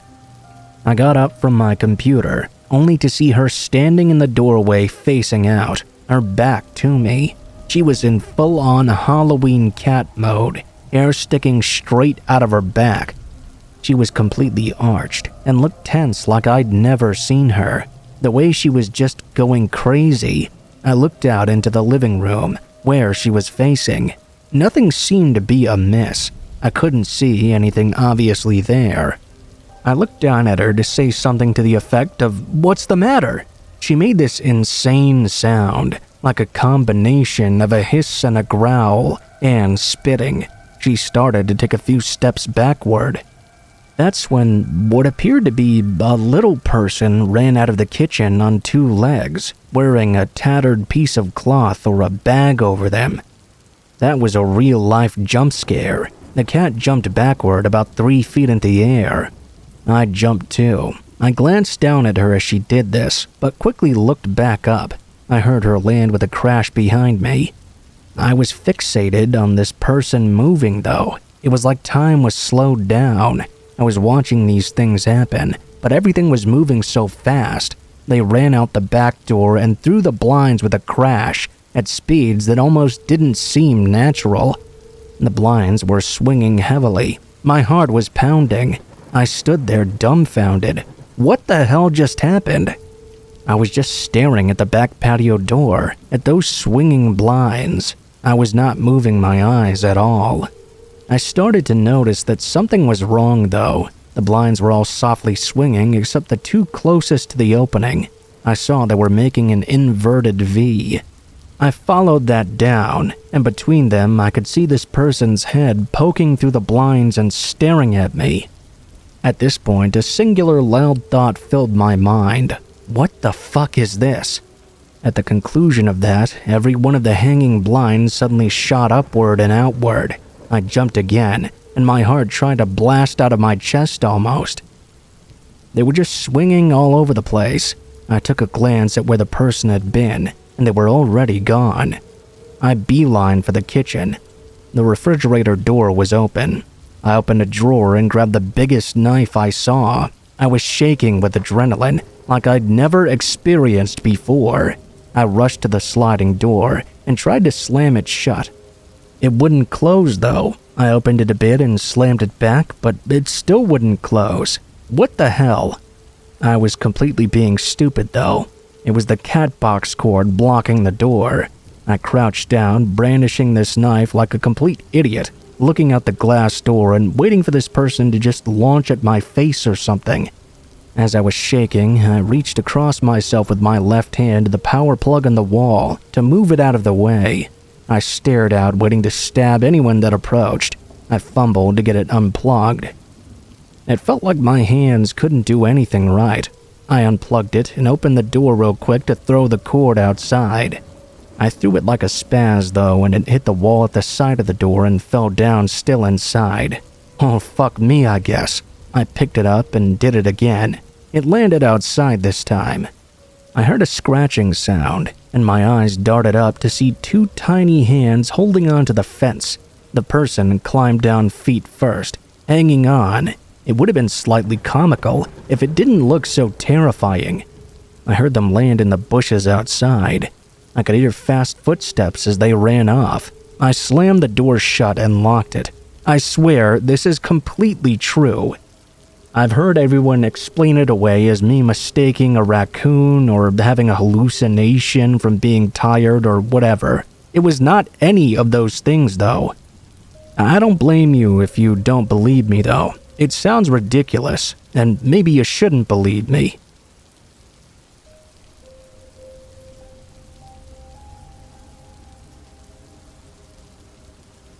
From an early age, I loved hearing scary stories. When I was first learning to read, I worked very hard in school.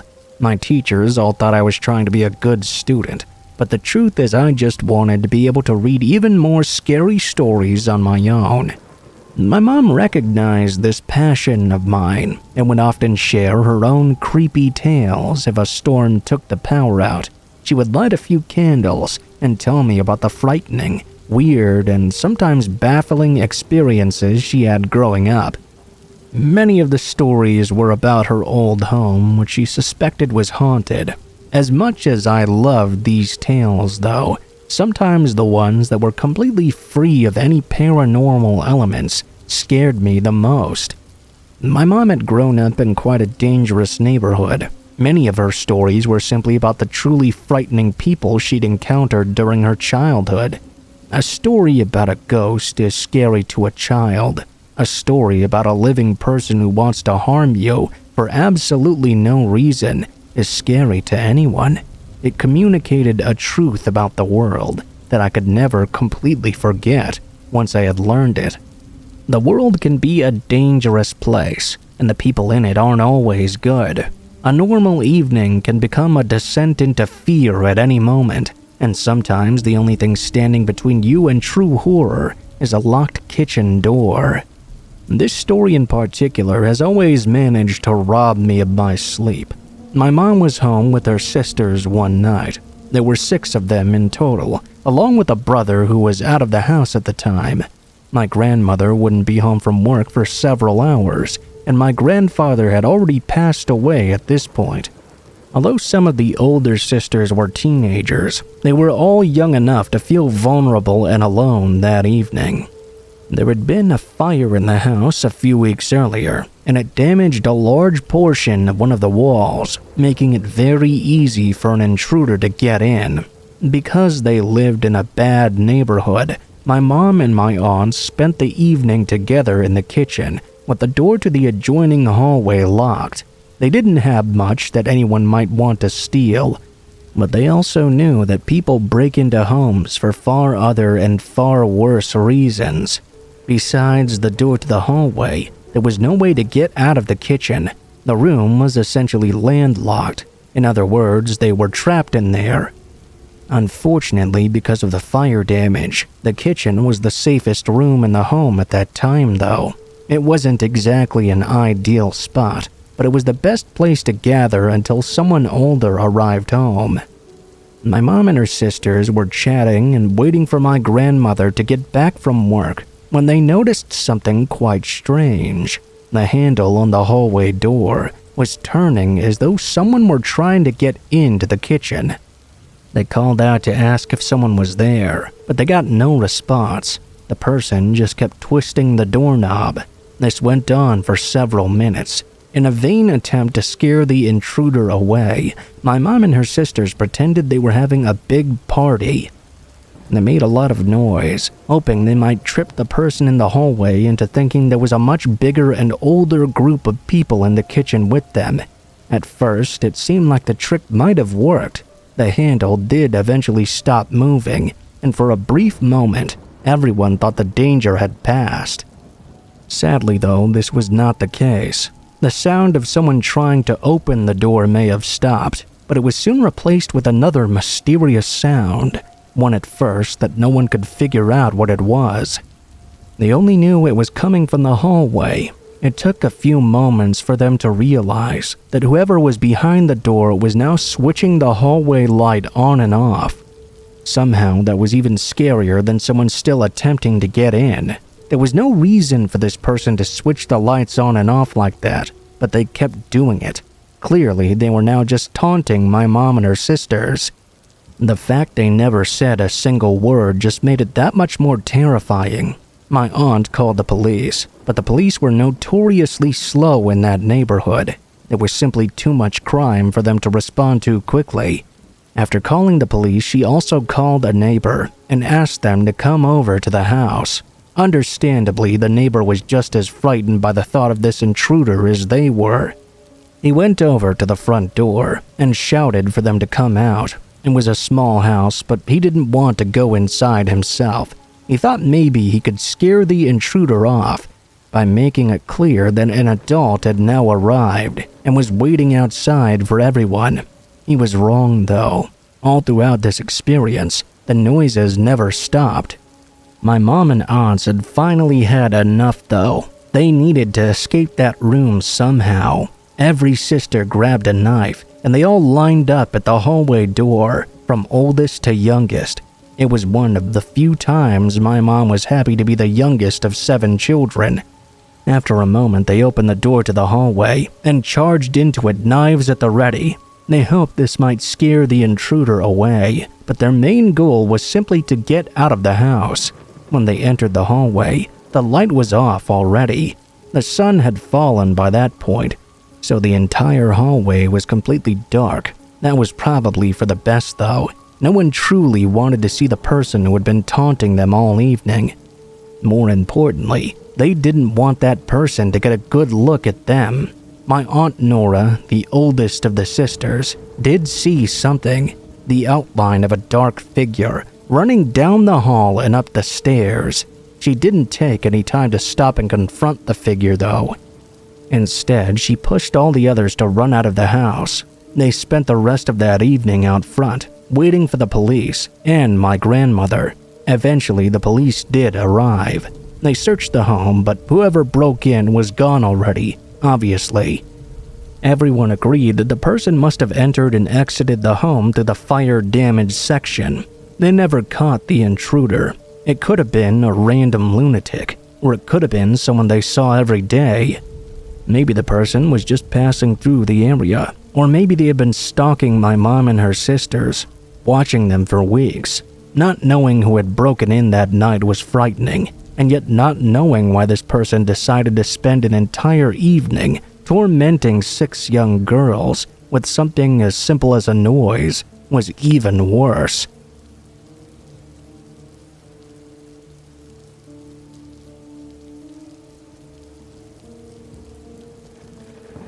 When I was 18, so in about 2006 I believe, my friend and I decided to take a cruise to celebrate becoming adults. The type of cruise we chose to take had a lot of alcohol, food, and a lot of guys as well. One night I couldn't sleep. My friend was passed out cold, but for the life of me I just couldn't seem to drift off. I decided to go out to the deck and have a cigarette and take a little walk, hopefully tire myself out a bit. I found my headphones, cigarettes, and a lighter, and left the room quickly. The halls were deserted, which didn't really surprise me, as it was about 3 a.m. or so.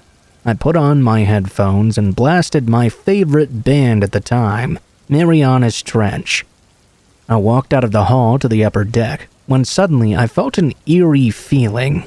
I looked back, feeling like someone was watching me. The hair on my neck was standing on end. As I turned around, though, no one was behind me. I kind of laughed at my own paranoia. I said to myself, "Okay, Mandy, get it together."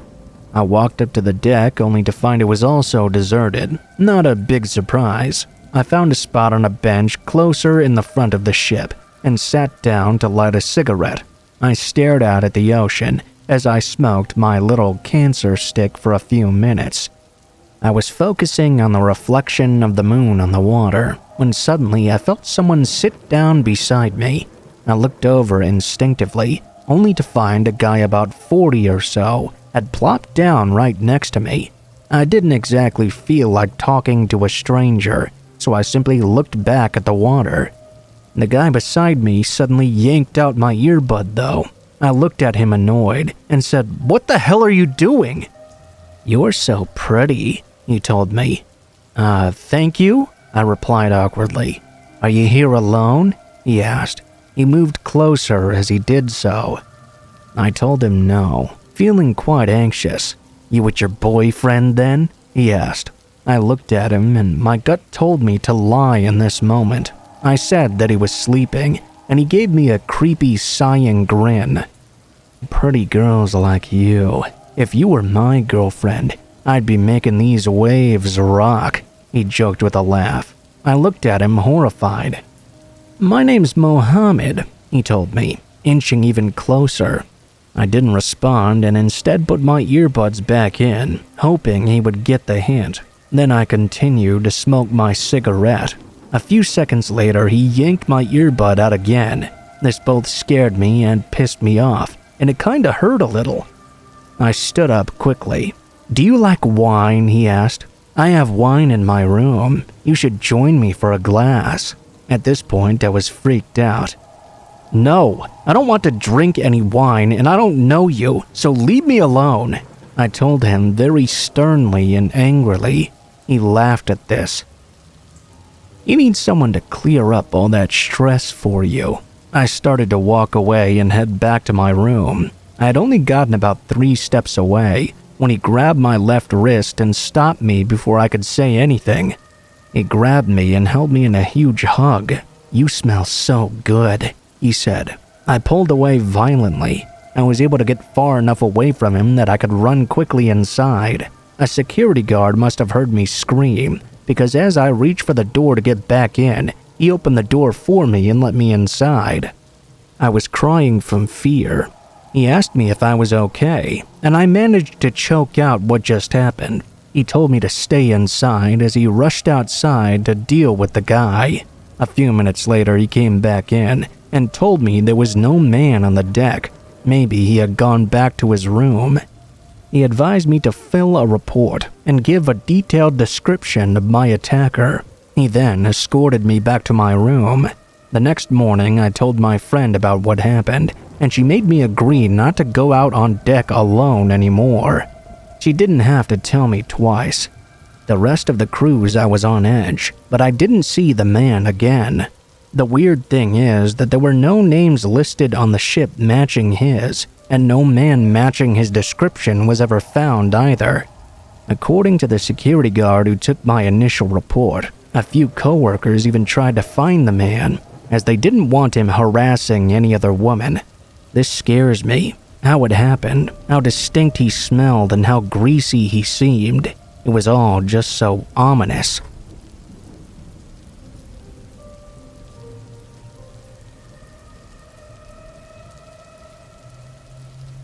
I'm in the United States Coast Guard and used to be stationed in Oregon, where I'm actually from.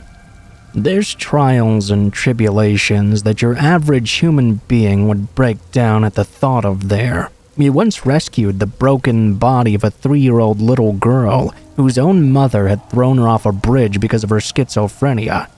I pulled out more waterlogged corpses out of the ocean than I care to admit. But someone has to do it.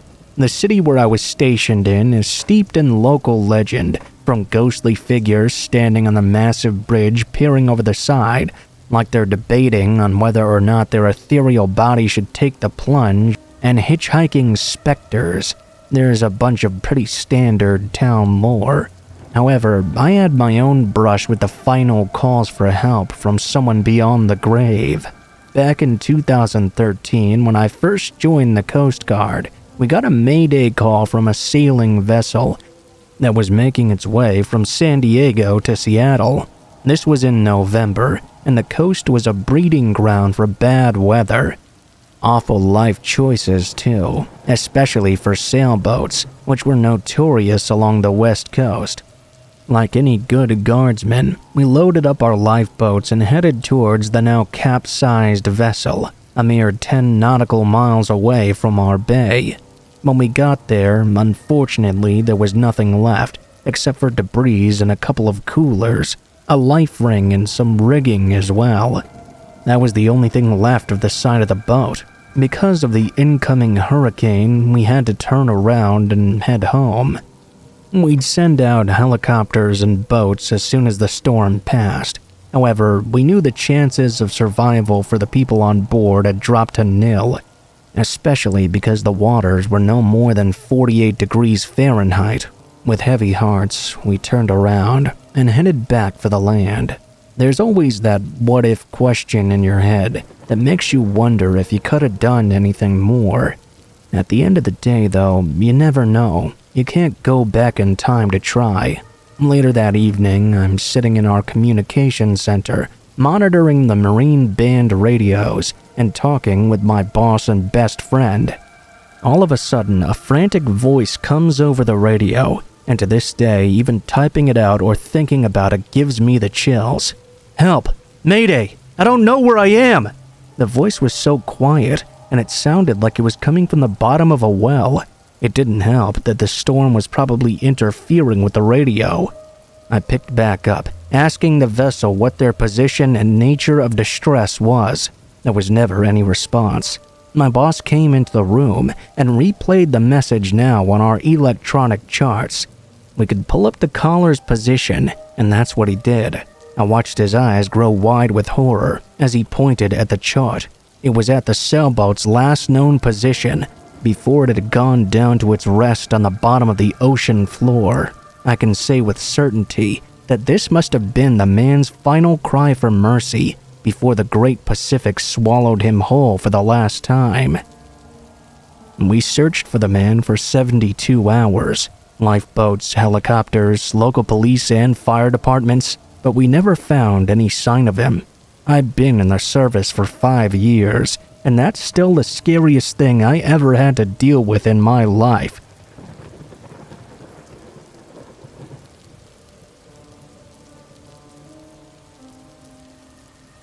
I was listening to some scary stories about drives down country roads, and I decided to share mine as well. One thing I've noticed in these stories, which has tended to be true of my own experiences driving down these roads, is that often they are very narrow, and sometimes you have to drive an extremely long way before you're able to find anywhere to turn around. Some rural roads I've been on have gone on for miles without coming to a driveway or any other turning point. I doubt that people who've not experienced driving on these roads would likely even believe that they exist. However, I've lived in areas where the dirt roads wind almost endlessly up into the hills. I had my own scary experience when I was just 13 years old.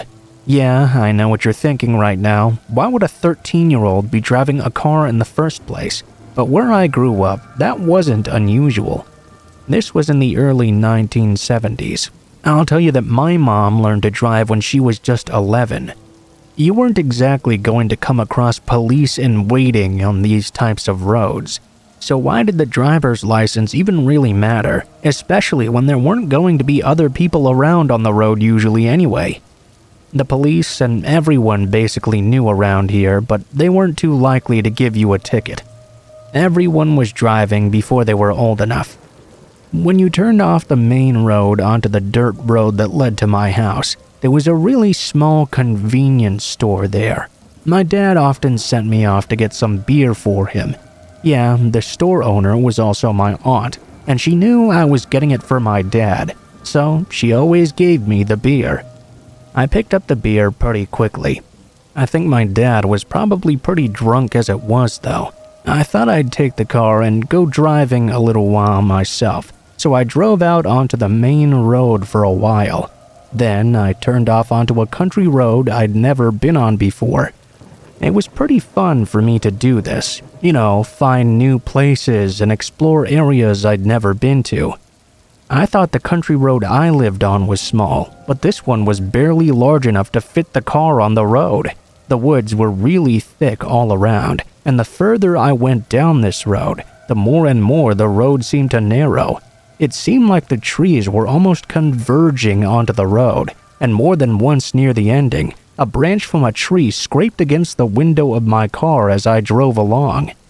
This was extremely frustrating. I had to drive very slowly because of all the twists and turns in it. What the hell was I even supposed to do if another car came down the road? There was barely enough room to fit on the road, let alone room to turn.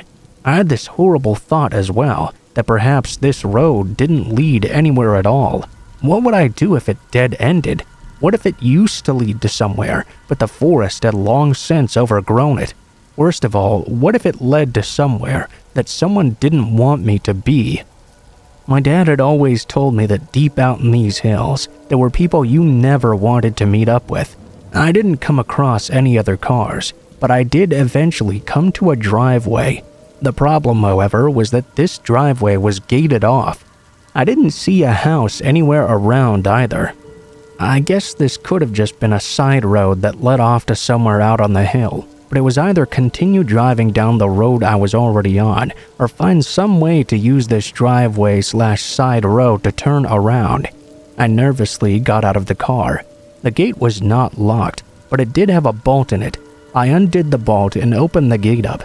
I kept looking around me, trying to see if anyone else was around. If they discovered what I was doing, who knows what would happen. I was getting into my car and turned around. I got my car out of the gate. I guess I should have just gone straight home, but I felt that I should at least go out and close it behind me. My car was now facing the opposite direction, so the only light I had to see by was my tail lights. I still felt obligated to shut it though. I got out and went over to close this gate. When I wrapped my hand around the bars though, I heard the unmistakable sound of a shotgun cocking. I had fired enough of them to know what that sounded like. I looked up, and by the meager red light of my taillights, I noticed someone standing not too far away. The red light made them look extremely intimidating, and they were definitely holding a gun. I watched them lower the gun and point it right at me. A lot of people instantly freeze when a gun is pointed at them. I didn't though. I let go of the gate and ran back to the car. No sooner than I'd slammed the door closed did I hear a shotgun blast ring out. Miraculously, it didn't hit me though. I took off as fast as I could down the narrow and dark road. The ride back home was terrifying, even scarier than it had been on the way there. I didn't calm down till I was back on the paved road and headed back to my own home. I told my dad what happened honestly. He was more upset it took me so long to get him his beer though.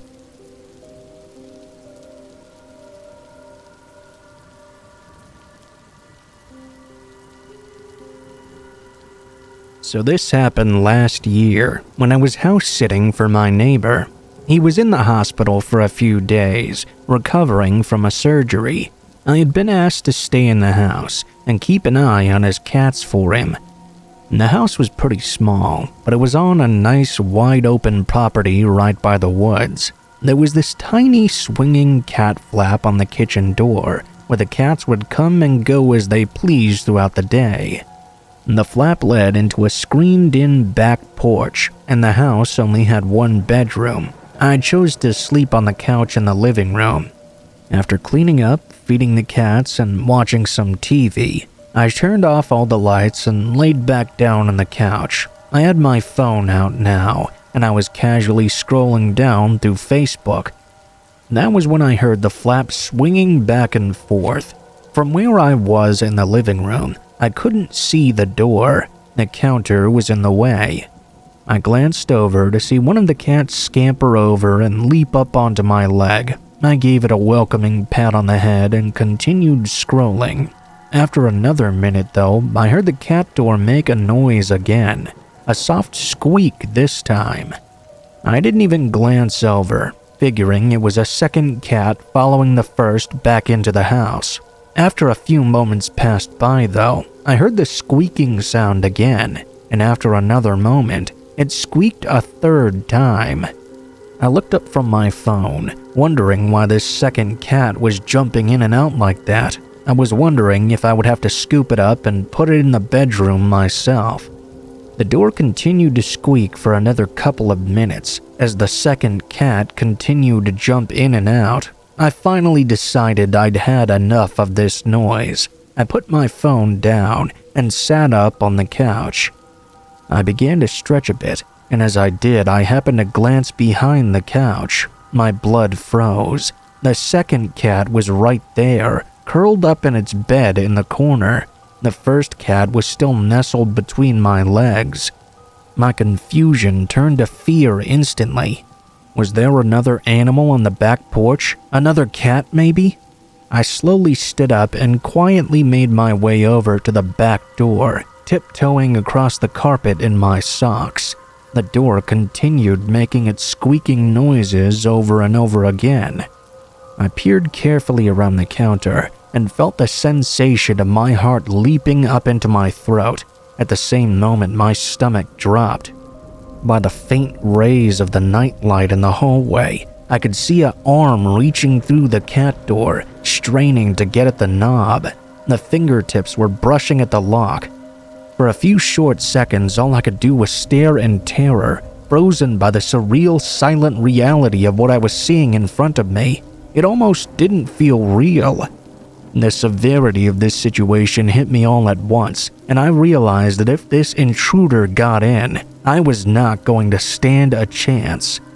I grabbed a large two-pronged fork used for flipping steaks on the grill, and in one swift motion, I stabbed that arm right below the wrist as hard as I could. There came a thunderous scream of pain from the other side of the door, and their arm was immediately retracted through the flap. The fork had impaled itself in the intruder though, so it caught itself on the door. That produced a second loud scream, and the arm wrenched violently outside. I heard the fork clatter on the ground, and then I heard footsteps sprinting across the back porch and out the screen door.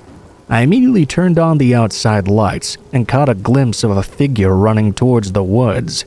Instead of calling the cops though, I scooped up both cats and stuffed them into the same carrier. I grabbed my phone, my shoes, and sprinted out to my car, which was thankfully parked inside the garage. I drove up the road a couple of miles to my own place, and once I was safely inside, I called the police. The cops took a half an hour to get to my place, and then another half hour of questioning before they continued down the road to check out my neighbor's house.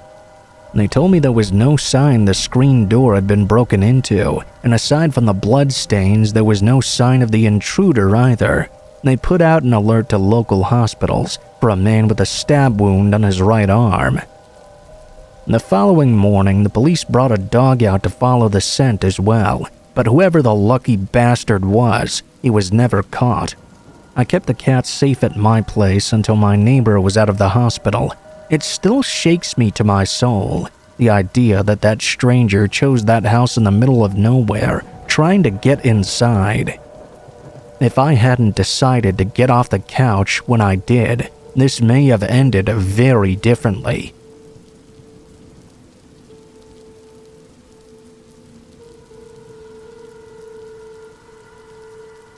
"7 years ago, I was on my way home after getting off work late one night.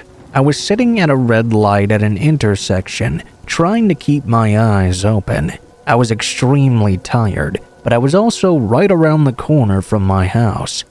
My eyes scanned around the empty intersection I was sitting at, and there was nobody around. Just as I started to press the gas pedal, I glanced in all of my mirrors and just about fainted when I thought I saw a face in my rear view. My eyes jolted wide, and I hit the brake in the middle of the intersection. I stared back into the rear view mirror, but I didn't see anything. I turned around as much as I could and scanned the back seat. There was nothing there.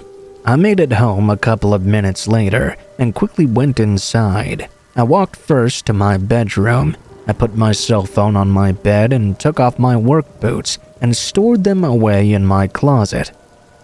I then walked back out to my living room and peeked out through the blinds.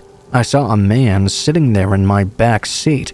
I've never felt any fear like this before. It felt like all my blood left my body, and ice water began flowing through my veins. I ran back to my room, grabbed my phone, and as I was dialing 911, out my room window, I could see the back door of my car was now open, and the man was already gone. I slept at my brother's house that night.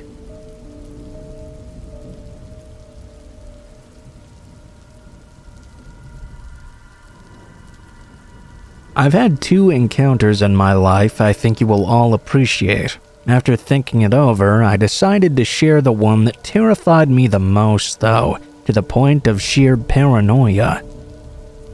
For the record, I'm a 28-year-old man, and this happened just last year in a major southern U.S. city. Given the nature of what happened, I'm not comfortable sharing the precise city and locations. My best friend Lauren and I took advantage of an extended weekend to visit several of our close friends, whom had all moved to said city. For clarity, their names will be Jacob, Jessica, Bailey, and Tim. Conveniently, they also all lived in the same house, which is important. We had no shortage of fun and eventful moments Thursday and Friday, but Saturday night is where it all started to kick off. We went to this arcade bar that had damn near every arcade game in history, plus all the new fighting games converted to an arcade style. Jacob and I have a pretty mean geek streak, so this was pure bliss for us. Getting to dominate in Tekken, Injustice, TMNT, more Tekken. Lauren was also having a blast with us, but Bailey and Jessica were struggling to find enjoyment, bless their hearts. Tim had to work a sudden night shift, so he had to leave. Eventually, they decided to grab an Uber to their favorite country/line dancing bar. I'd been before, and country is just not my thing, so I stuck with the barcade. Eventually, Lauren decided to take an Uber to the country bar as well. She'd never been there and was curious to see what it was like. Planning to fully regroup when the barcade closed, we set up a group chat and told Jessica and Bailey that Lauren was coming and to meet her at the front, since it was a massive place. Off they all went. I don't remember how much time had passed by, but I received a text from Lauren telling me she couldn't find Bailey anywhere, and Jessica had already gone home. Jacob and I decided to drive over, pick up Lauren, and head back. We figured Bailey was with the guy she was interested in at the time, hence her radio silence.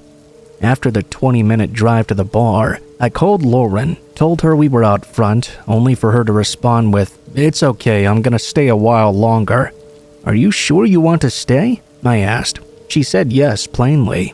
With no other option, I asked that she let us know when she headed back, and to be safe, Jacob and I drove back to the house.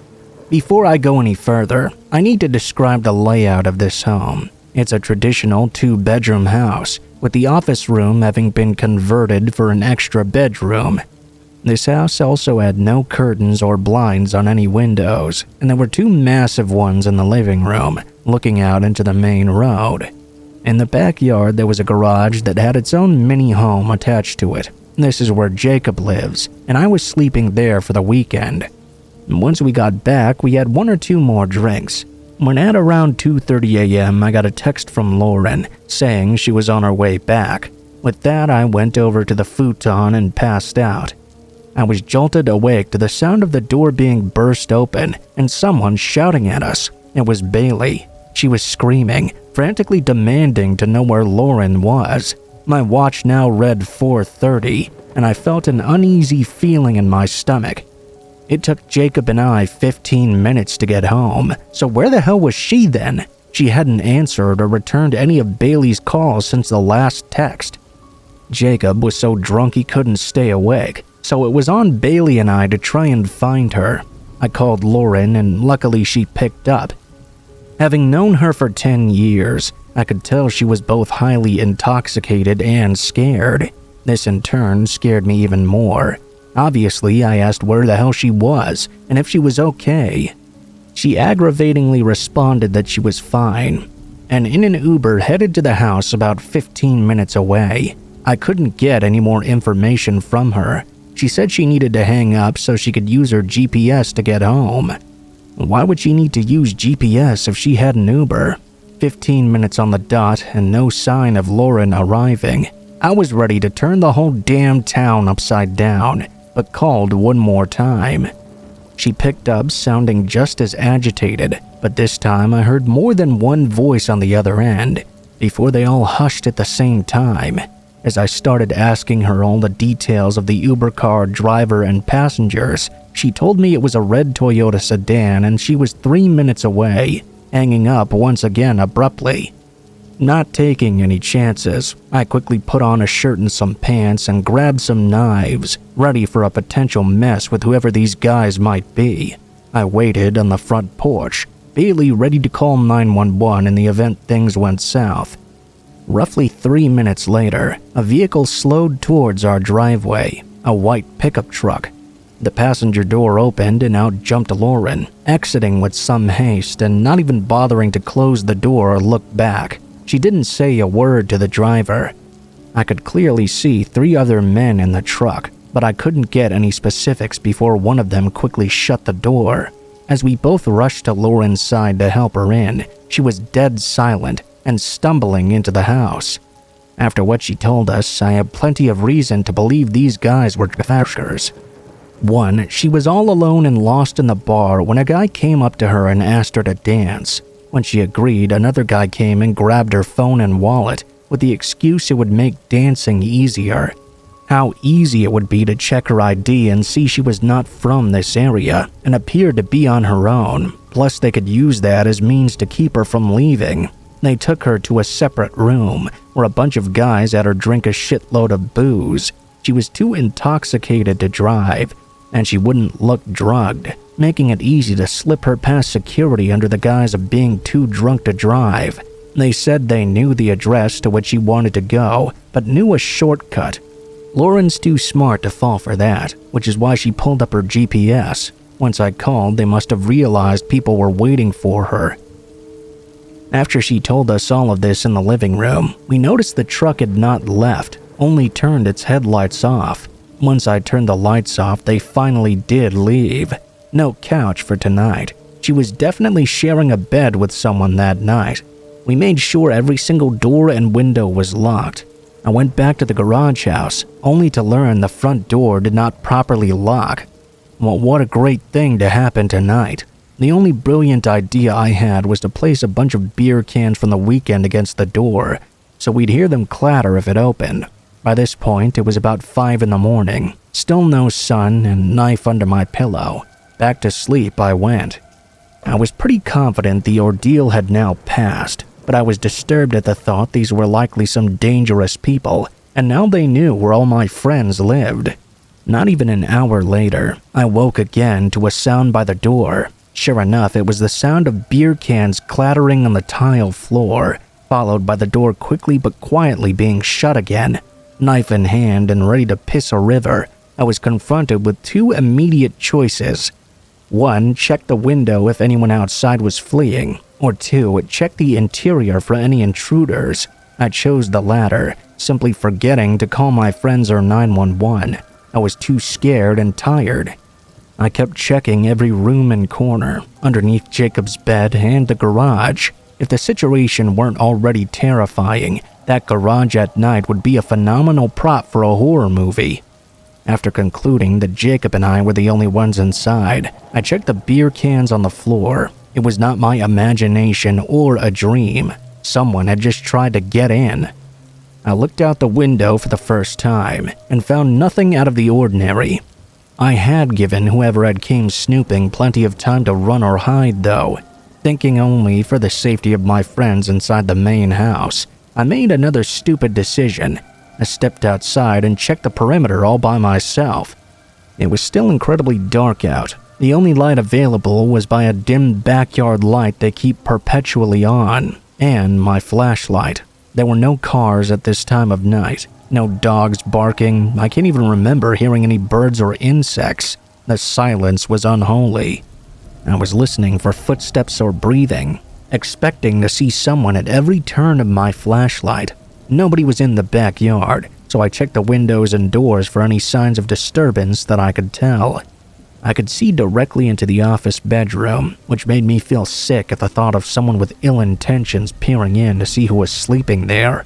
Fortunately, my search was anticlimactic. I didn't find anyone sticking around. I hauled ass back into the garage house, relieved myself, rearranged the beer cans against the door, and stayed awake and alert until the adrenaline dump sent me to sleep. My watch read 11:30ish when I woke up, and as far as I know, nothing further happened. I updated the hungover Jacob about what went down less than 12 hours ago. He simply responded, "Well, shit." I found that rather funny, given how high-strung I was in handling the situation. I didn't want to, but I asked everyone if they tried to get into the garage house after Lauren was back home. Of course, nobody said they did. I only told Jacob about my personal ordeal in hopes he would get that lock fixed. I didn't want to freak anyone else out more than they already were. 2 months later, when Lauren and I came back to see them, I told them everything. I was most pleased to see the lock had been fixed in the meantime, and there are now blinds on nearly every window. Lessons learned, I suppose.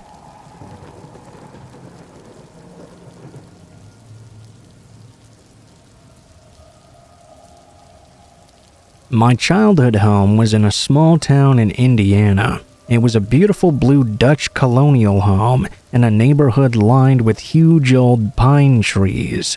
Our house had been built in the 1800s, and I always had a sense there was something wrong about it. The neighborhood was filled with kids my age, and all of the families got together for summer block parties. Pretty idyllic. The only bad thing about our neighborhood was that at the end of the cul-de-sac was the town's hospital. The hospital kind of looked like a brick version of Hogwarts or something. It wasn't too bad, except that the parking lot and entrance for the emergency room were essentially backed up to several of our backyards every once in a while. We would also be woken up by an ambulance, and on special occasions a helicopter would land right behind our house to fly a patient to Indianapolis or Cincinnati. The adults would bring us little kids out in our pajamas to watch it land and take off. Kind of morbid, I realize now. Other than the noise and bustle of the emergency room, we rarely noticed the hospital though. Sometimes we would tell ghost stories about all the people who died there and how they wandered to our neighborhood in the afterlife. One night in early January, several inches of snow had fallen in a few hours. As a second grader, I was looking forward to the prospect of a snow day and stayed up later than usual. I finally fell asleep though. All was quiet, and the snow even muffled the ambulances going in and out in the night. Sometimes in the middle of the night I would wake up though. You know, when you notice something in your sleep and it snaps you awake. It was one of those instances. I sat up but didn't hear anything at first. I didn't see any light from under my parents' bedroom, so I knew they were still asleep. I laid back down and tried to get back to sleep myself. That was when the noise that had woken me up began again. It was a noise that still haunts me to this day. It was a low moan and somebody quietly sobbing. I was perfectly still, trying to make sure I was hearing a person. Indeed, I heard the low moan turn into a sad "help me" over and over. I could tell it was coming from downstairs. I snuck out of my bed. My bedroom was at the top of our staircase, and looking down it, I could see right out the back door and onto our back deck. I could see several inches of snow blown up against the glass sliding door. The moaning continued. I was convinced it was coming from downstairs. I crept to the top of the carpeted stairs and hunched down to listen. As soon as I crouched down, I saw her. There was a woman standing at our back door. Her hair was frozen from the snow, and she was wearing a hospital gown. Her tears were frozen on her cheeks, and she was barefoot. She looked right through the door and up at me. I froze, and her moaning got louder. She began to pull at her gown and a bandage on her arm. When she looked away from me, I felt like I could finally move again. I bolted right to my dad and mom, and woke my dad up crying that a woman was standing at our back door in the snow. He ran to the stairs and saw the woman as well, and immediately dialed 911. It turns out it was a patient in the dementia wing that had somehow gotten out barefoot and gotten lost. She had found her way to our house. The orderlies quickly came and got her. I don't know if she lived much longer after that though. She had to have had hypothermia. After that, we tried to avoid the hospital. My family moved from that home several years later. On particularly cold and snowy nights, though, I sometimes still have dreams about that unfortunate woman. What a terrifying experience.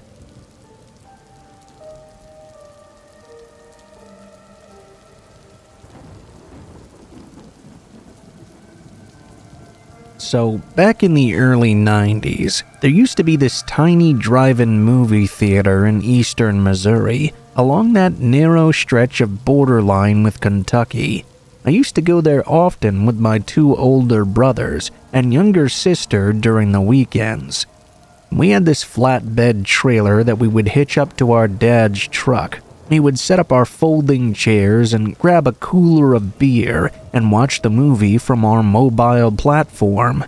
Most of the time, we didn't really care about what was actually playing. It was just fun to get out of the house and have the experience. I remember this night fairly well because my brother had just chipped a tooth the day before. He had an ice pack held up to his jaw. I don't remember the name of the movie we were watching. I think it was some cop movie or something maybe. I had my Empire Strikes Back t-shirt on for some reason, and I remember being barefoot as well. This was one of the first screenings of the summer, and so there were only 2 other cars in the lot. My brothers were arguing over something trivial, and my sister and I were sharing the cassette player and headphones, passing it back and forth between songs. We were all smoking and drinking and only half paying attention to the movie, when suddenly we heard someone screaming from the trees to our left. My brother snapped his flashlight up to scan the tree line.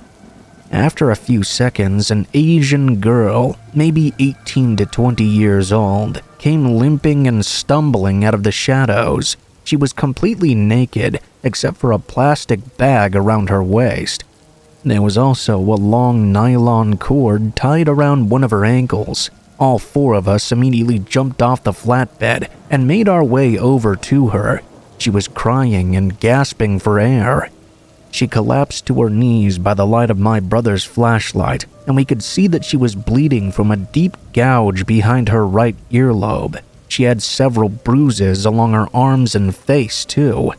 My older brother took off his windbreaker and put it around her, and we all began talking at once. I was suggesting we carry her to the truck, while my brothers were trying to talk to her and ask where she had come from, and what had happened to leave her in this state.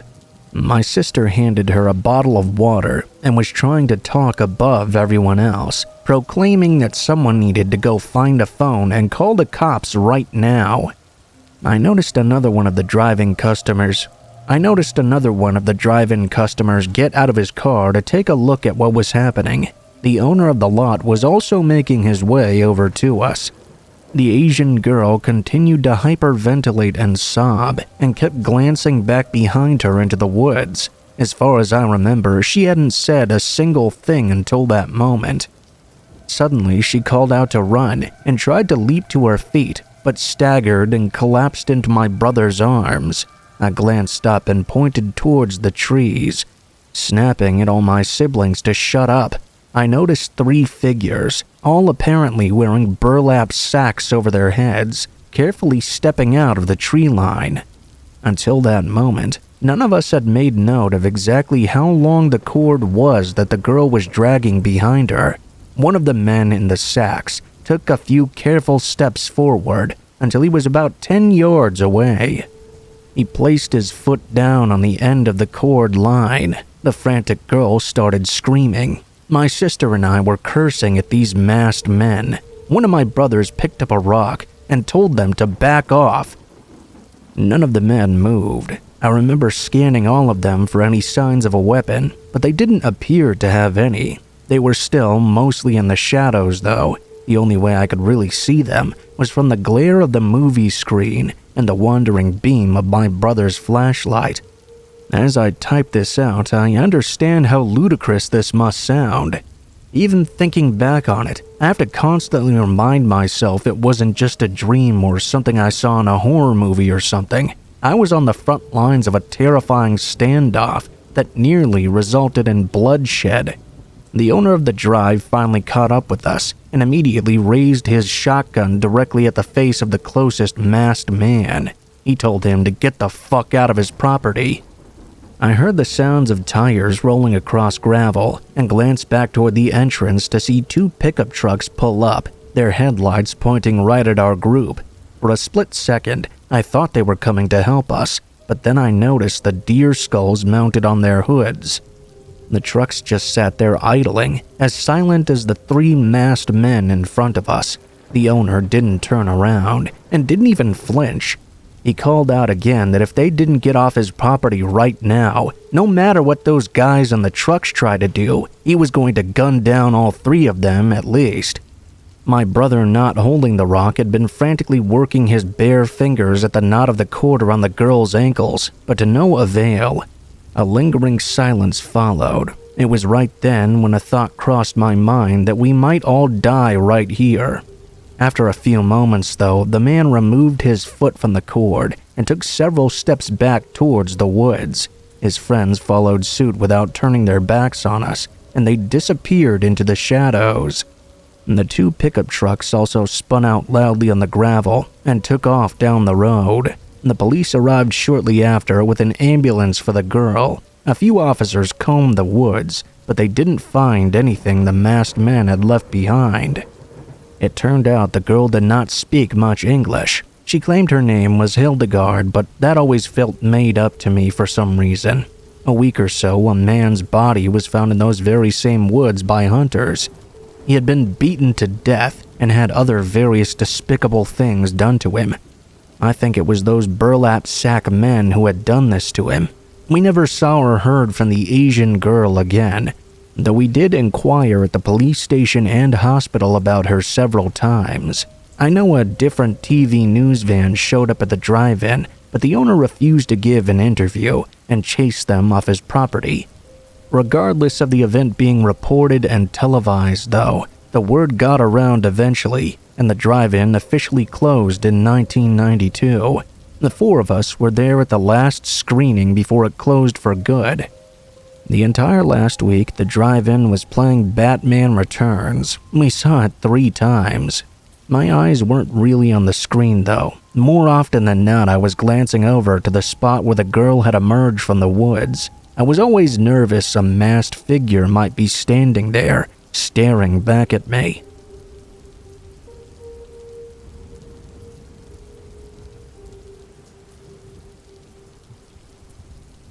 Okay, so my brother is really creepy. We have about a 3-year age gap between us.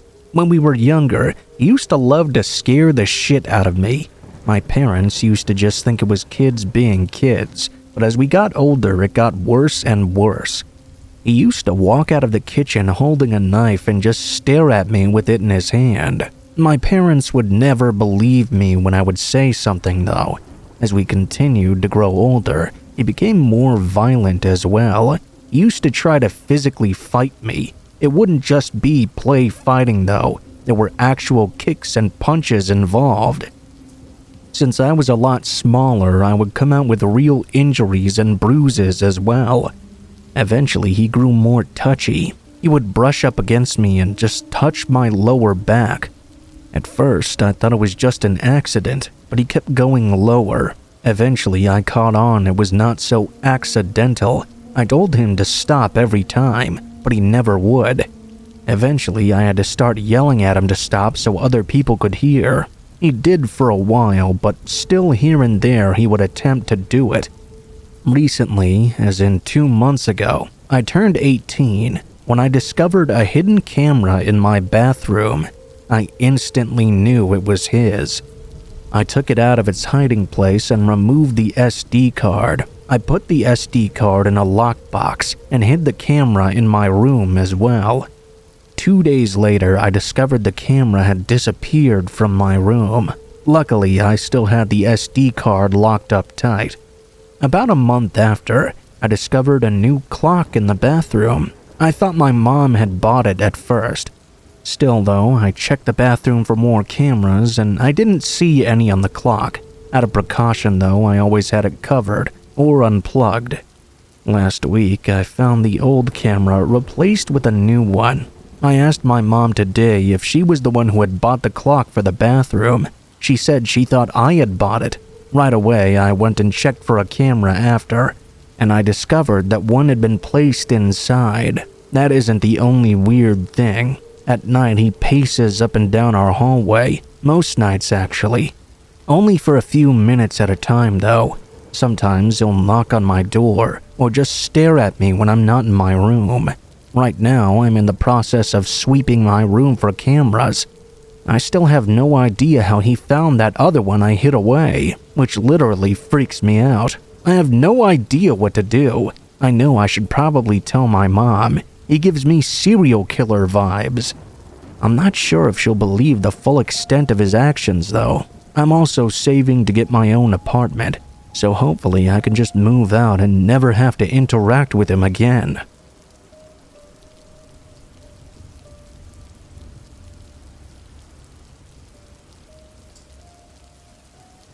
During the spring of 2004, I was 19 even though I only looked to be about 14. I was all of 5'0" and weighed about 100 pounds soaking wet. That's if I was carrying laundry as well. My parents and aunt were vacationing in Mexico. I decided to opt out of this one though and stay at the house. I figured it would be a nice opportunity to have a quiet place to study for my upcoming exams. All I really had to do was clean the pool, collect the mail, and restock the fridge with groceries. I also had a plan of action that involved emptying her safe and rescuing her car in the event of a wildfire taking place or something. Her home was high up in the hills of Southern California after all. It had a terrific view of Long Beach. I mostly spent my time in the massage chair in the guest room, playing music in the background while I pored over my psychology notes. Occasionally, I would sit out on the balcony as well and work on my tan a bit or use the treadmill in the basement. Mostly, I was secluded in the air conditioning trying to be productive every night though. I never forgot every night to set the alarm and make sure the security cameras were working fine before I went to bed. On the fourth night of my stay, though, I was really focused on the books, and so I forgot to set the alarm after it got dark. At about 1:30 a.m., I paused to take a brief break, and that's when I realized just how late it was. My stomach sank, as I remembered the basement door was still unlocked. I had to secure that before setting the alarm. Before heading downstairs, though, I wandered into the study to get a look at the security cameras just to be safe. I remember thinking to myself, what are the chances someone will actually be inside the house anyway? As soon as I finished processing that thought, though, I noticed a figure on the basement stairs in one of the cameras. I remember my mouth falling open and making a small croaking sound. There was a middle-aged, balding man with glasses, slowly making his way up the stairs. To make the situation even more unnerving, I could see in one of his hands he appeared to be holding a balloon or something. I stared at the cameras as he reached the top of the basement stairs and looked around before cautiously trying to set foot into the kitchen. My first thought was to slam the door, lock it, and call the cops. But deep down, I knew it would take the police between 10 and 12 minutes just to make it out here, and in that time the guy could easily overpower me and drag me off into the night. I suppose I could have hidden somewhere as well, but I didn't like the idea of trying to stay quiet while this guy wandered freely from room to room searching for me. Instead, I decided to go on the offensive and try something that was both incredibly daring and amazingly stupid. I tiptoed back into my room, turned up the music, and then made a loud production of exiting the room. Stamping my feet down the hall, I called out as loud as possible, "Marcus, I swear I heard something downstairs. Go put your shirt on and grab the key to the gun cabinet." I was positive my voice was quivering as I said it, but I figured the music playing in the background would hide the fact well enough. I paused for a few moments, waiting to see if he would call my bluff. When all I heard was silence from down below, I power-walked back into the study locked the door, and checked the cameras again. Sure enough, he was scampering out the basement door like a frightened squirrel. I watched him run across the backyard around the pool and disappear between the hedges. As soon as he cleared the house, he let go of his balloon, and I watched it from my window as it fluttered away towards the Pacific. I ran downstairs and locked the basement door immediately. I set the alarm and called the cops. I also called my parents and my aunt and told them what happened. I asked them how I could rewind the footage to show the police. My aunt asked me why I didn't just hit the panic alarm on the security pad. I had to admit I hadn't even thought about that. To make a long story short, the police caught the guy a week later. He was sleeping in his car in the grocery store parking lot. Everyone always asks me what I thought the balloon was all about. If I had to guess, I think maybe it was a gift or something. The guy must have seen me a few times outside the house and assumed that I was alone. Maybe because of my appearance, he thought I was much younger than I actually was. I really have no idea if the guy is still in prison, but regardless of where he is, I hope he hears this and feels stupid that he got scared away by basically nothing. An empty threat by a panicked girl with all the strength of a malnourished gerbil.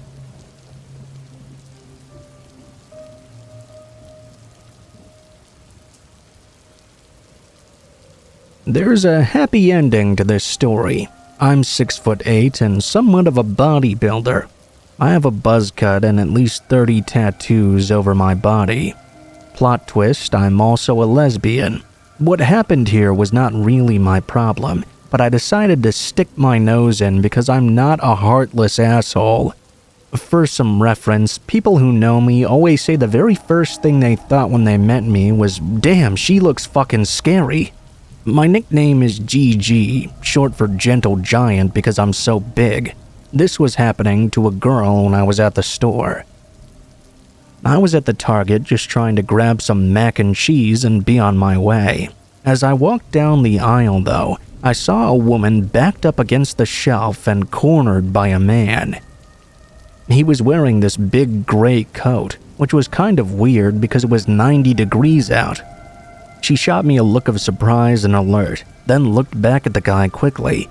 I have bad hearing and am almost deaf in one ear, so I couldn't make out whatever the man was saying. I started walking forward and caught the very end of what he was saying though. The guy, we're gonna call him Max, was harassing this girl. "The red one is yours, right? I'll meet you there and we can go back to my place. That sound fun, doll?" Max asked. His voice made me wish I was actually deaf. "Hey, sorry I took so long. I had to help some lady out. Who's our new friend here?" I stepped next to the woman and asked her about the man. She let out a sigh of relief when he turned my way. The guy looked up at me in confusion, then looked back to her. "Who's this, doll?" "I'm her girlfriend. What do you want?" I asked cautiously. "Well, me and her are gonna go back to my place." "No, you're not. Come on, let's go. We're not coming back to this Target. It has a Walmart problem I can see." I watched as the girl nodded frantically and speed walked over to me. "Are you really going to go with this chick? I'll show you the right side. I bet I can change your mind even." He yelled and took off after us. We had started walking away in the middle of his speech. I already told her I was going to walk with her because I was sure he would try to come after her. She was a pretty short girl if you wanted to know. As soon as I said that, I felt the guy ram into my back a second later. He was only 5'6" and didn't have much muscle on him, a pretty skinny guy from what I could see, so his attack didn't really do much to me.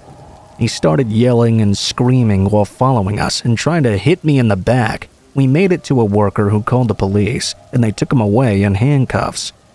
The whole time he was punching me and hitting me in the back, he was also trying to grab her and failing horribly. It might not seem that scary from my perspective, but I'm pretty sure it was really frightening from hers. Funny thing is, I stayed with her the rest of the trip and walked her to her car. She gave me her number as well, so we'll see where that goes.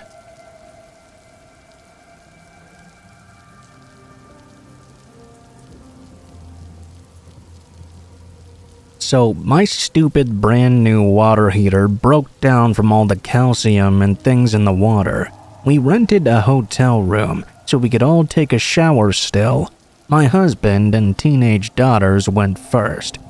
While they took their showers, I had already been looking for cameras. After shows and articles depicting warnings to check, it really left me paranoid. My husband laughed at me and made fun of me for this. I thought we were fairly safe. It wasn't until I was actually standing inside the shower, though, that I finally noticed a camera. You could only see it from a certain angle. It had a cover on the bottom of it too, but an opening all the way around the edges in the middle. I looked up and there it was. I screamed and my husband came running in. I showed him the area. He checked and sure enough, he took the bottom cover off and the camera fell right down. It was actually wired to the light and set to look down and point towards the shower. My husband ripped it out and marched straight to the office, where a fight then ensued. The creepy guy there got pissed that my husband was destroying his room and called the cops. My husband was quite the hothead when he's on a moral mission though, so he grabbed the guy up by his collar. His mentality was sort of, if I'm going to go to jail, then I'm going to make it worth it. The guy's wife came out and by then I was dressed in there for backup. She wanted to know what was happening, so I told her exactly what happened. She said to wait right there. She grabbed a knife from her room and started chasing the owner around with it to our surprise. When the cops showed up, they asked us what happened. We told them. They took the owner in and apparently found hundreds of videos in a private nook in his bedroom that they're using to build a case on him with. So make sure to beware and check everywhere before undressing in your hotel room.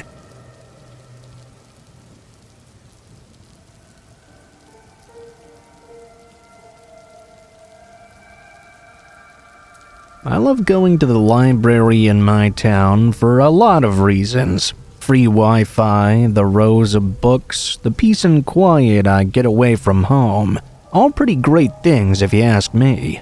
The building itself is nothing to sneeze at either. It's a 3-story beautiful building that always reminded me of a castle of some sorts, with its old brick, wood, and stonework, spiral staircases, and high arched windows and ceilings.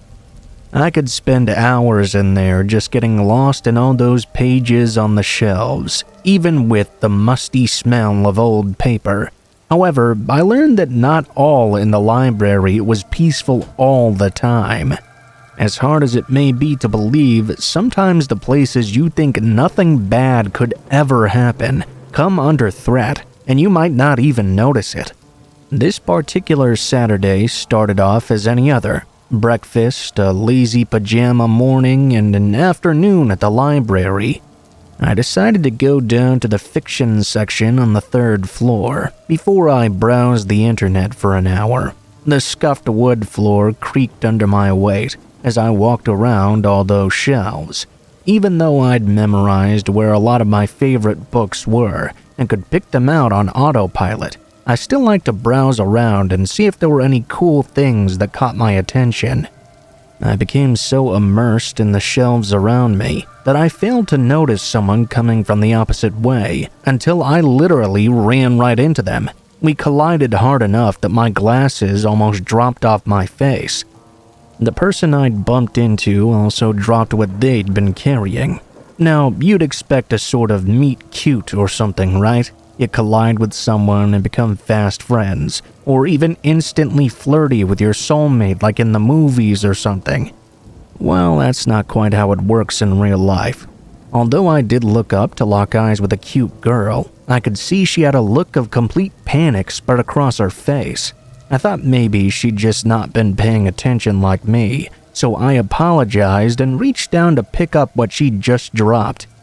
It turned out it was a tiny can of pepper spray. The girl snatched the spray from my hand and mumbled a quick thanks, then rushed past me without a second glance. It seemed like she was in a real hurry, so I didn't try to stop and ask what was going on. She all but ran out of the room and towards the staircase. I turned around, only to be immediately confronted with a man at the other end of the corridor. Although I couldn't make out any features through the shadow of his hoodie, his eyes were as big as saucers, as if he'd just been caught with his hand in a retail tip jar, or something much worse. It was only when I took a second to really see what I was looking at that I noticed an important detail. The man's hand had disappeared down to the wrist under his jeans. It wasn't obvious from a distance, but he must have targeted that girl specifically for her to be close enough to see that he was jerking it. I felt a little bit sick. Suddenly, the girl's reaction made absolute sense. She must have felt that she was in danger, or the man had done something other than just pleasuring himself when I hadn't been looking. The man moved out of view, and I could hear him gunning it for the staircase. I don't know why, but I decided to give chase. I ran down the stairs just in time to see him slip out the front door. When I looked around the parking lot, I couldn't see him in any of the cars or on foot, so I assumed he just took off. At the front desk in the lobby, the librarian was busy consoling the girl, who'd started crying. I overheard as she explained that the man had followed her up the stairs and started this little game with her when she got to the aisles, appearing at the opposite end of the shelves wherever she went and kind of trapping her in there. Always with his hand down his pants and wearing a sick grin on his face, he proceeded to slowly get closer and closer to her, so she booked it down one aisle where she ran right into me. Luckily, I'd given her an avenue where the man couldn't sneak up on her any longer, so she took the chance to book it to the front desk and hid in the back while I chased the man onto the street. At this point, she noticed me there and thanked me through the tears running down her face. I offered to walk her to her car or her bus stop, which she gladly accepted. I never saw that girl or the man again. I still like going to the library, but I'm a bit more observant of my surroundings now. I don't like to think about what might have happened if I hadn't been in that exact aisle to run into that girl at the exact right time. Or if I'd just gone to the computers first. I don't know. I kinda wish the guy had been pepper sprayed anyway. Heck, I would have held him down for her, but that's not how things turned out.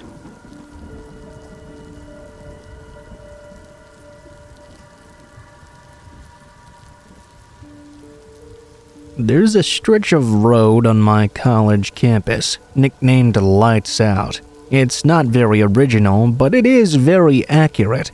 There are absolutely no lights on this road at night, even though telephone poles lined it at every building. It seemed like no one thought lights around the backs of dorm buildings were necessary, and as such, most women I knew avoided heading down that way at night alone. As a guy, though, I didn't think there would be any problems in making Lights Out a regular part of my routine. I was tall and had an interest in martial arts at the time, so I was very confident I could defend myself if anything happened. However, what I experienced on Lights Out was much more complicated than what I'd ever expected. It was a regular Wednesday in the New England winter, and as such, sunset happened promptly at 3 p.m., and I was unlucky enough to have in-person night classes that ended at 9 o'clock. That meant I'd have to traverse Lights Out both times in pitch darkness and bitter cold, which obviously I wasn't exactly enthused about. My dorm was located right at the corner at the far end of this infamous road, so I'd just have to suck it up and wear my gloves or something. The trek to my class buildings went fine.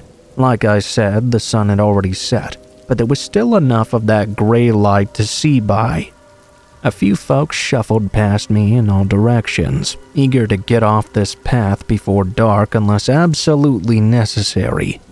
I didn't know why at the time, but I felt a lot more comfortable having so many people around this time, when normally something like that wouldn't even cross my mind. I even had a thought to call one of my buddies to walk with me back to the dorm later, but I dismissed it as just being silly. I thought the cold or stress of classes was getting to my head, and chalked it up to needing to get more sleep. Classes also went fine. an advanced history lecture followed by a boring biochemistry lab. Before I knew it, it was 9 p.m. and time to start the trek back through Lights Out in its final form. Beyond the lights of the science building, the street stood obscured by the dark void. It was a very cloudy night, and so there were no moon or stars to help light the way. I sighed and plugged in my headphones, then turned on the flashlight I'd brought so I didn't slip on the ground or something, and started walking. I could only see a good 2 feet in front of me as I trudged through a layer of snow and ice. I guess they didn't think plowing and salting were necessary features for this path either. The cold air was biting my fingers. There was absolutely no one on Lights Out at this time of night. Normally, I'd have no problem with that, but tonight I felt more uneasy than I ever did before. I thought about my urge to call my buddy earlier and found my finger hovering over my contacts button. I forced myself onto YouTube to change the song and drove it out of my mind once more. It wasn't that far of a journey. I was tired and maybe a little lonely, so what? I lived in a single room at the time and didn't really interact with anyone much. I'd be back at the dorm before I knew it. Suddenly though, a blinding ray of light swept across the road from behind me, a car quietly turning down it.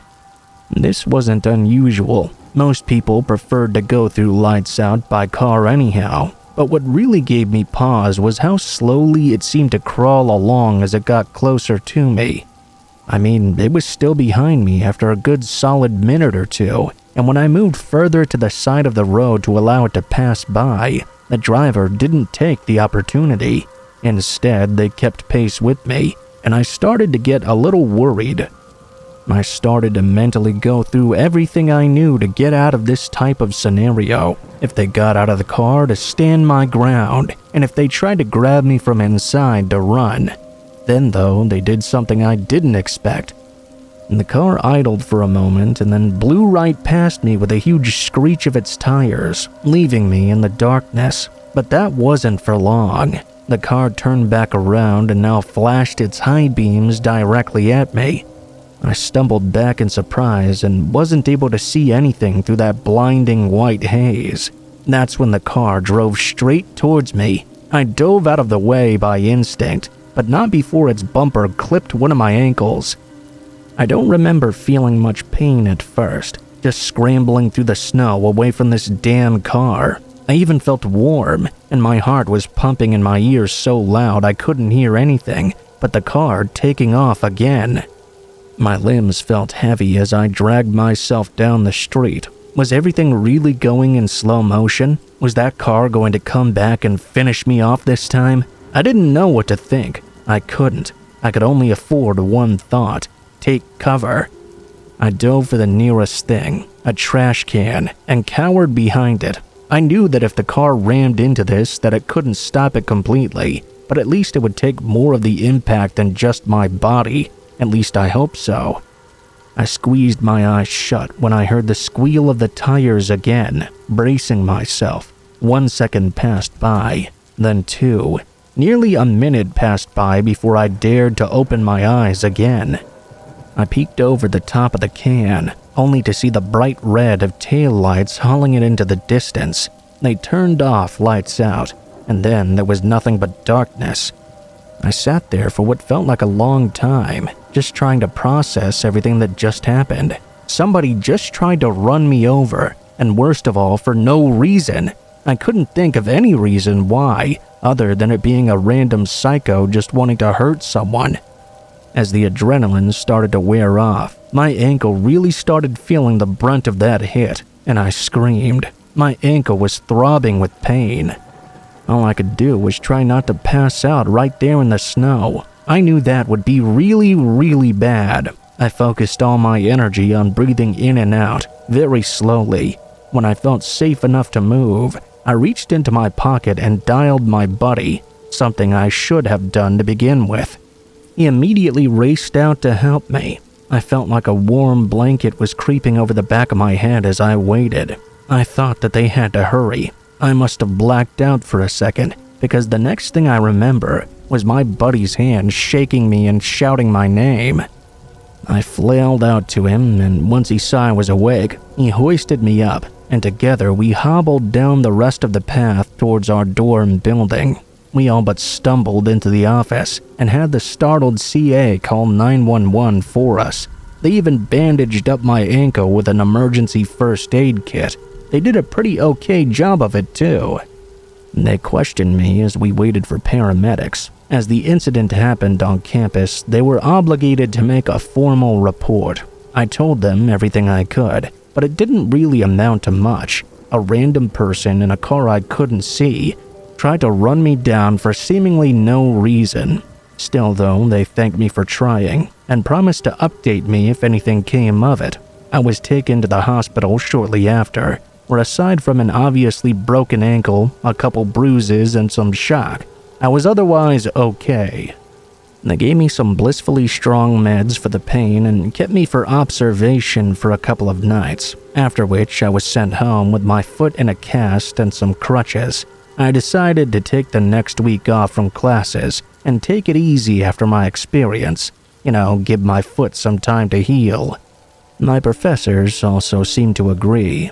The biggest change I could probably make from then on, however, was never taking lights out as a route in the dark again. If that maniac was still out there, there was no way I was taking a chance of another run-in. I didn't think I would be so lucky next time.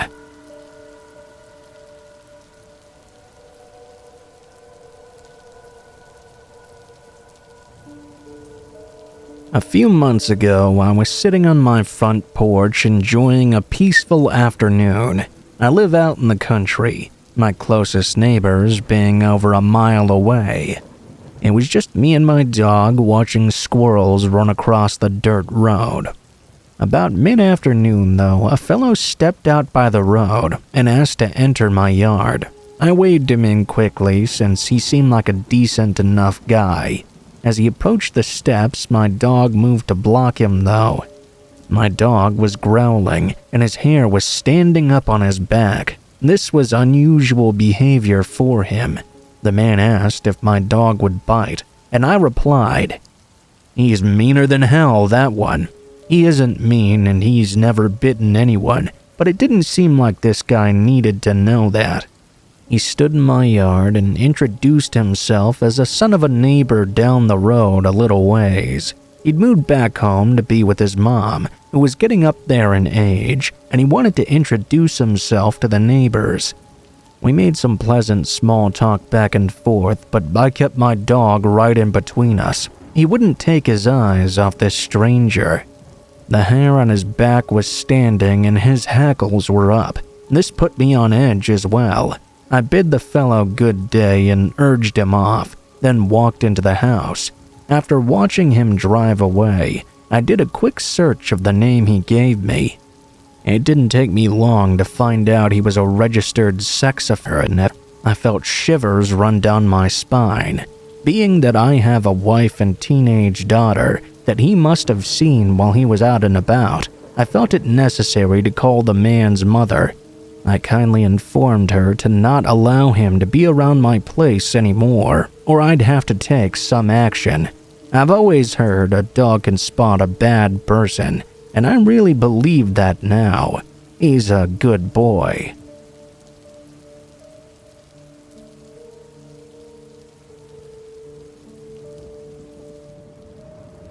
I will admit that even at my age of 47, I'm still afraid of the dark.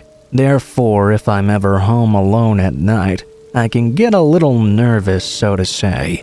I'm married with a 10-year-old daughter, and we live in a single-level home on a dead-end street. Thankfully, we do not have a basement or a garage, just a house to worry about. We live close to our neighbors too, so I usually always feel safe. This incident happened just last month. My husband and daughter went out on an overnight Cub Scout camping trip. I stayed behind because I had to work the next day. They left the house at 5 p.m., and I was kind of looking forward to having some time alone, watching reality shows and enjoying a nice steak dinner. I settled down on the couch and enjoyed my meal. Around 6:30 p.m. though, I suddenly saw a shadow walked right by my front room window, moving quite fast. I assumed at first it was something innocent, like a small animal or a bird perhaps. I ignored it and continued watching my show. After 2 minutes go by and again a quick shadow moves by the same window, I started to get a little bit more concerned. This time I paused the show and got up to check what was going on. Obviously, I didn't want to go outside by myself, so I just looked out the window. I didn't see anything though. That's when I began to hear a scratching sound at my front door. I thought to myself, okay, what is going on here? I know we have stray cats around the neighborhood, but they've never scratched at the door before. We also have raccoons, but again, they'd never exhibited this behavior. Usually, they'd just run around in the backyard and look for food, which we do not have back there. I decided to check and make sure all the doors were locked. Thankfully, they all were. As I walked from the back of the house back to the front, out of the corner of my eye, I noticed someone standing at my glass sliding door that leads to the side of the home. I looked at him. There was a man just standing there peering in at me, with no expression on his face. He then creepily lifted his arm up and waved to me. I froze in place with my heart racing. What the hell was I supposed to do in this situation? I ran to the front room where I had been watching TV and grabbed my phone to call 911. I began to hear what sounded like him trying to pry the glass door open. After a few failures, he started banging on the glass. I told the dispatcher to please hurry because someone was trying to break in right now. She told me to remain calm and that the police were on their way. Right, stay calm. How can I? Someone is trying to break in and maybe kill me. I ran to the kitchen and grabbed the biggest knife I had and just waited. I couldn't run out the front door to the car. The man would see me and get me. He walked over to the kitchen window where I was and tapped on it. What he said to me through it will always remain in my memory. He gave me this big goofy grin and said, "I will always remember where you live." Finally, the cop showed up and he took off. He didn't wear a mask, so I remembered and noted his face and what he wore. I gave all the details to the police and they took a report. So far, he's not been caught though. I told my husband what happened and we changed the lock soon after. Since this occurred, I can't get any sleep. Any little noise wakes me. I have nightmares about him breaking in and just standing over my bed, watching me sleep. I'm thinking of getting some therapy to help get over this.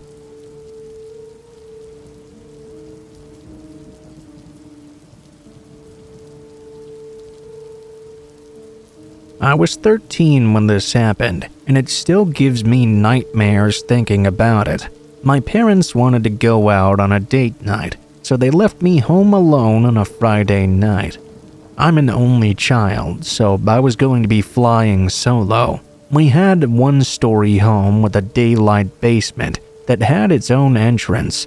We live on a dead-end street that's pretty quiet in the evening, and not many cars come and go.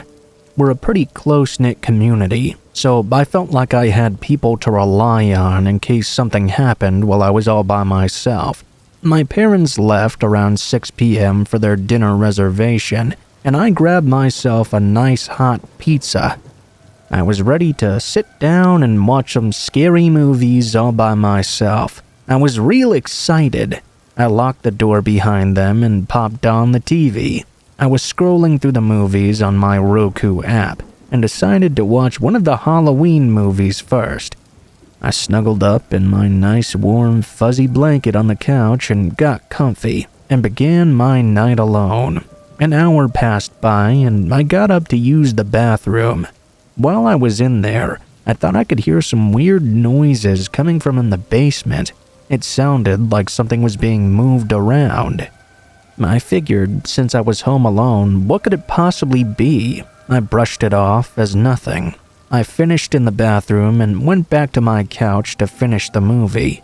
Another 5 minutes passed, and again, there were moving noises from the basement. Now I couldn't ignore this. I started to get that nervous feeling in my gut. I stopped the movie to listen in on these noises closer. Oh crap, what was that? I thought about the entrance door down there and wondered if it was locked. I assumed my parents locked it, or at least I hoped they did. I didn't know what to do. I took a deep breath and walked towards the basement and put my ear against the door. What a big mistake. I heard footsteps coming up the stairs immediately, and I froze in fear. This had obviously never happened to me before. I've been home alone in the past, but that was mostly during the day. I know the obvious thing to do would be to call the cops, but did I do that? No, of course not. Instead, I ran outside and scrambled to my neighbor's house and started banging on their door. Thankfully, they were home and let me in. I was out of breath, scared, and couldn't get the words out fast enough. I asked them to please call the cops for me because there was someone in my home. They called 911 and the cops arrived within 10 minutes. I also called my parents to let them know what was going on. I let the cops check out the house and stayed at my neighbor's where I felt safe. After some time, one of the cops came over and said they didn't find anyone inside. They did say that whoever was down there seemed to have come in through the basement entrance. It must have been unlocked. Nothing was taken, and everything was in its proper place. My parents got home soon after, and of course they were very upset and scared.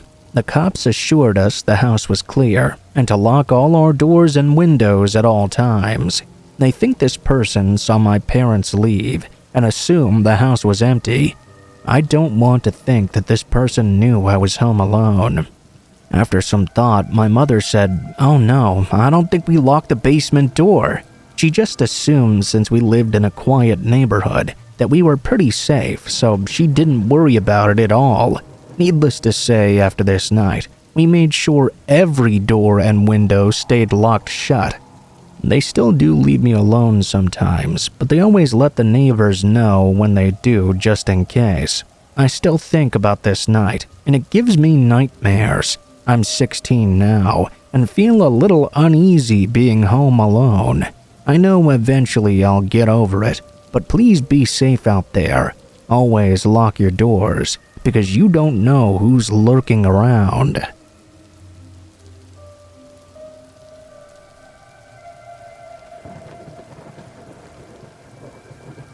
It was a regular Tuesday night. My parents were away, and I had the house all to myself. I was chilling on the couch, binge-watching a series, when I noticed something odd outside my living room window.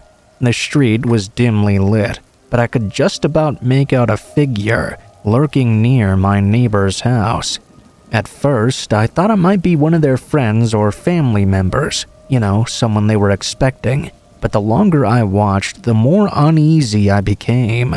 This person was just kind of standing there, staring at their front door.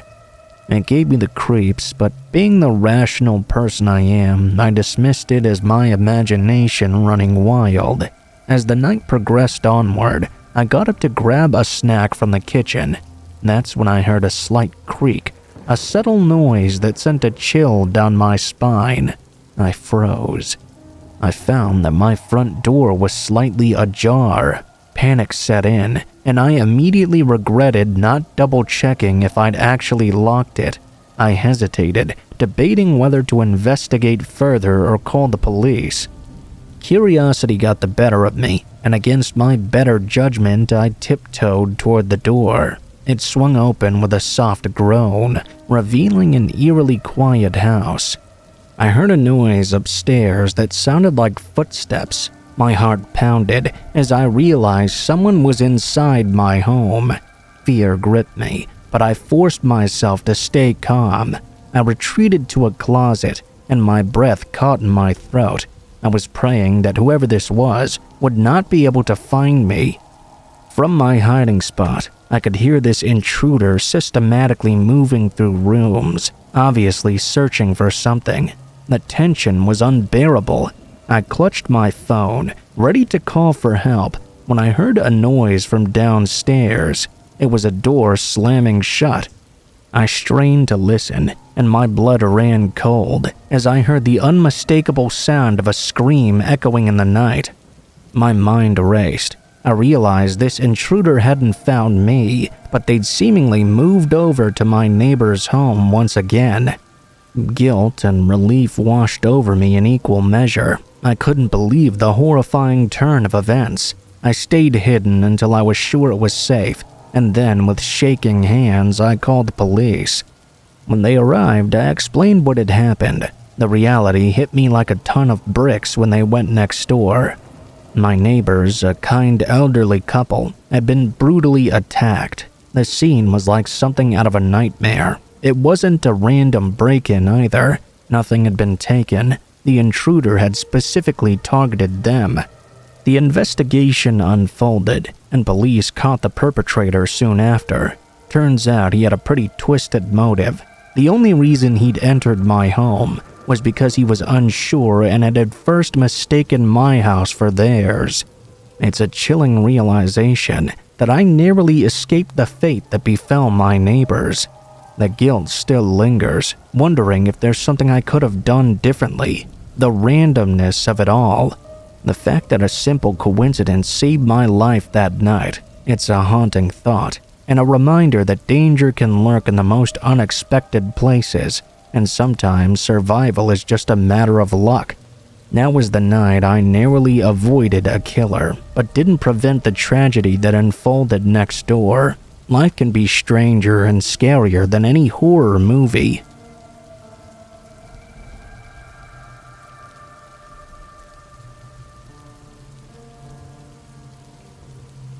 This happened last night, November 15th, 2023. It was about 3:30 a.m., and I was in my living room chilling on my couch, watching the movie Grown Ups. Suddenly, I heard someone outside fidgeting with my doorknob. My heart literally dropped. I immediately moved over and grabbed a knife from my TV drawer that I keep for this exact reason. I'm a bit of a paranoid person.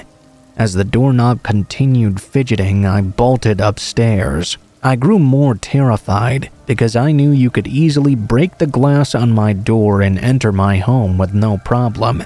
Keep in mind I live in a low-income area, and I myself am low-income as well. There's no security cameras or big security doors or anything like that. I live in a small 2-story loft, so there's not another door to barricade in either. My upstairs doesn't have a door. It's an open area. I dialed 911, the locks making noises the whole time. I was on the phone for about 10 minutes, whispering as loudly as I could. This person was trying very hard to break my locks. I can still hear the sounds in my head now. I don't know if they were actually trying to pick the locks or just trying to spook the shit out of me or what, but suddenly I could hear the air from the door coming upstairs. The door didn't open though. I couldn't see outside because I was too scared to look and open the blinds. At this point, my heart was racing. The operator said cops were on the way and hung up the call. I started hyperventilating. Finally, the fidgeting sounds stopped. I stayed inside and upstairs. Finally, I peeked out the window, but I didn't see anybody. In fact, I couldn't really see anything at all because it was so dark outside. The cops showed up 20 minutes later and asked me if I was on drugs right away. I was actually completely sober. I do drink lightly, about 3 times a week, but I don't do weed or anything else. I've refused to take a sip ever since because of how spooky this was too. Anyways, at this point I was shaking. They did a simple perimeter check and just bounced right away. No fucks given at all. They only suggested I don't stay there that night. They said next time to try and get a good look at the guy. They told me he could have been a homeless thinking that the house was vacant. But how could it be vacant when you can clearly see lights on and hear a movie playing in the background? I was in the living room, for God's sakes. It's scary to think that if I was drunk or something and didn't lock that front door, there would have been a random person roaming around in my place. I ended up having a major panic attack when the cops left, and I fainted. I literally couldn't sleep the whole night. Once the sun came up, I went outside. I noticed there was trash all over the place. I went to pick up all the trash and started to think to myself, had the person outside done all this? I went to look at the locks, which the cops didn't even really check. There was honestly no evidence or sign that they'd tried to pick them. There were scratches on the wall and stuff, but nothing definitive. It looked more like someone had tried to stick a credit card in or something. There was nothing else out of place. Was somebody fucking with me here? I don't know. I'm spending a few days at my mom's house. I'm pretty spooked about it. I haven't slept in almost 46 hours.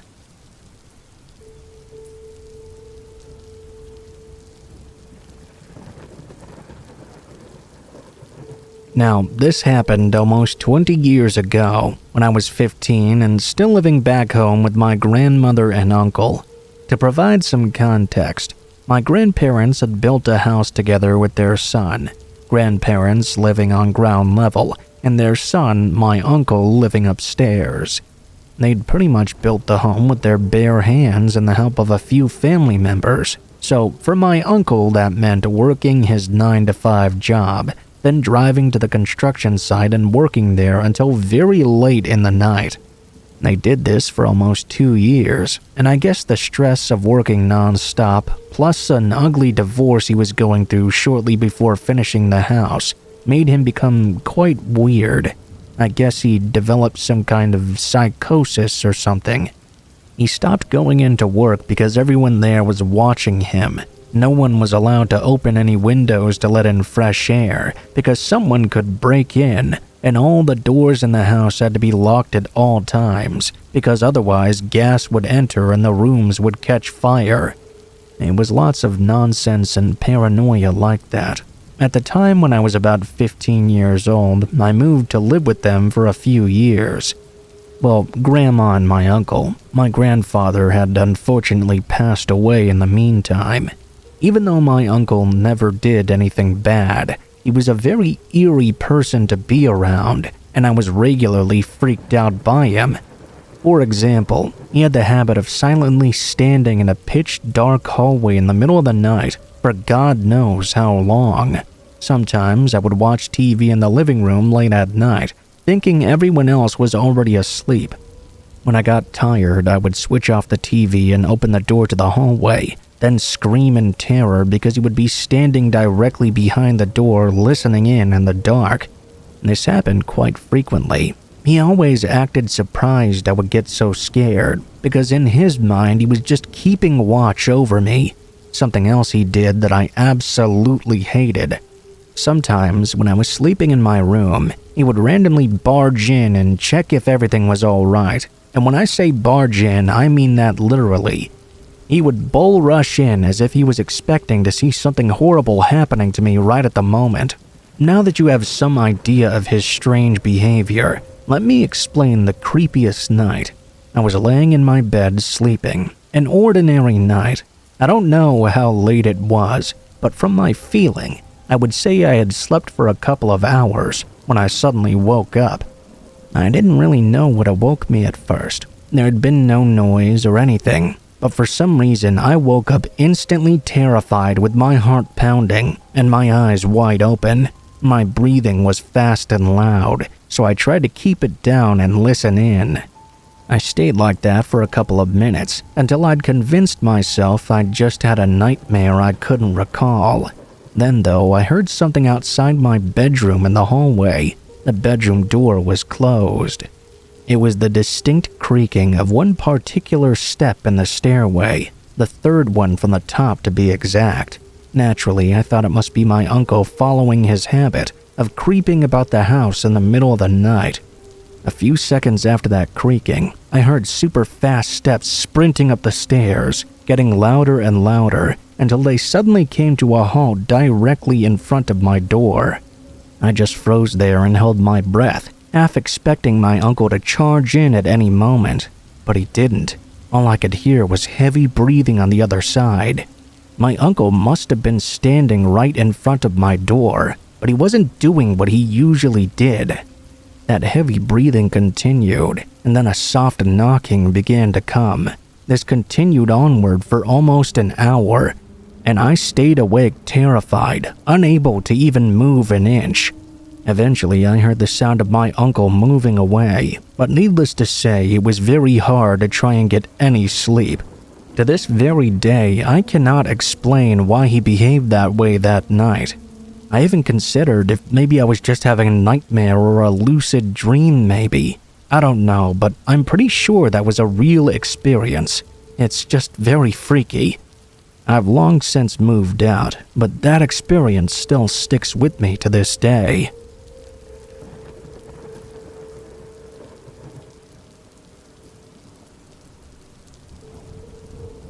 This may not be your typical scary story. It happened years ago when I was working as a laundry aide and housekeeper in a nursing home when I was 19 years old. It still unnerves me when I think about it. Like I said, I worked in a nursing home. This one in particular had a lot of sickly patients, either extremely dependent old folk or dementia/Alzheimer-ridden people.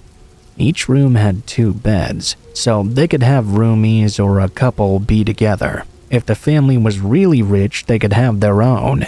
Working there was already unsettling enough, between hearing the loud weeping at all times and seeing all the residents behaving like empty shells.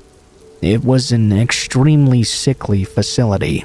I knew it wasn't their fault at all, but being so young and having no experience with this, I was very easily unnerved. There was one lady in particular, though, who always kind of scared me.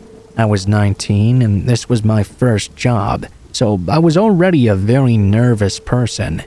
She had the room all to herself and lots of things around too, but I never saw anyone come visit her. I tried to make small talk with her to be friendly the first few times I cleaned her room or delivered her clothes. She always just ignored me or glared at me hatefully though, so I stopped trying to do so. One day, I arrived to her room to clean when I heard her talking. Full sentences, a full conversation, pauses and all. I'd never experienced this before. When I stepped in, she glanced at me just long enough to give me a very friendly smile before looking away again and staring at the ceiling. I looked around, but there was no one inside. I shrugged it off as a quirk of hers and got right to work.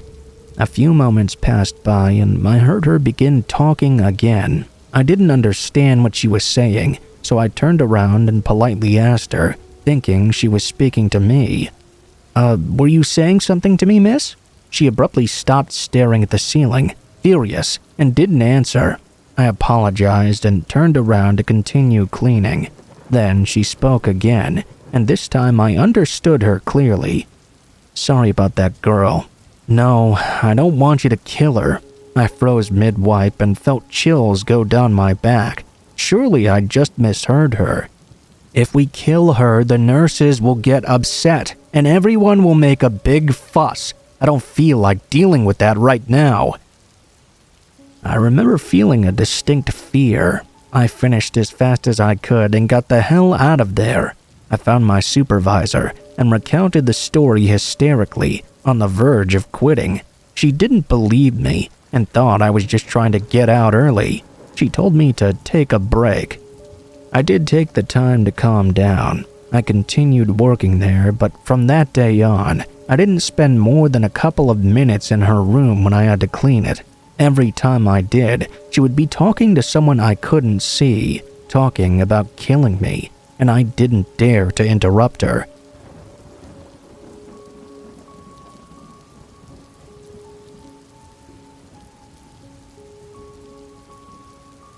When I was 17 or so, 2 friends and I decided to camp in the field next to the housing estate, so we could drink beer and listen to music as loud as we wanted to. This was a huge grassy field on a slight hill, where all the surrounding houses were far enough so that we wouldn't disturb the neighbors, and we couldn't be seen by anyone unless they were extremely close to our tent. It soon became late, and my two friends began to fall asleep. I was having trouble sleeping around this time though, so I laid there awake for hours on end, just thinking about many random things. Around 3 a.m. or so though, I heard the distinct sound of grass and vegetation as someone was walking around outside our tent. I was stunned and in fear. For one, because this was a private field owned by a farmer who would probably be very angry to find us there, but more so because I hadn't heard anyone approaching. I just suddenly heard the sounds outside the tent. I held my breath out of fear and shock, which is when I heard another set of footsteps as well, this time belonging to a dog by the sounds of it. Filled with dread, I just laid still as possible, breathing slowly and quietly, and listening to this person and their dog walking back and forth outside the tent. I thought we were going to get shot or beaten by this dude. I saw this guy's shadow, which freaked me out even more. It was a huge shadow, looming over us every time they passed by our tent. I couldn't see the dog's shadow though, even though I heard it making increasingly erratic circulations of the tent. This carried on for around 5 minutes, although it felt like much more time had passed by. The shadows eventually disappeared, and the sounds faded away. They didn't exactly leave though.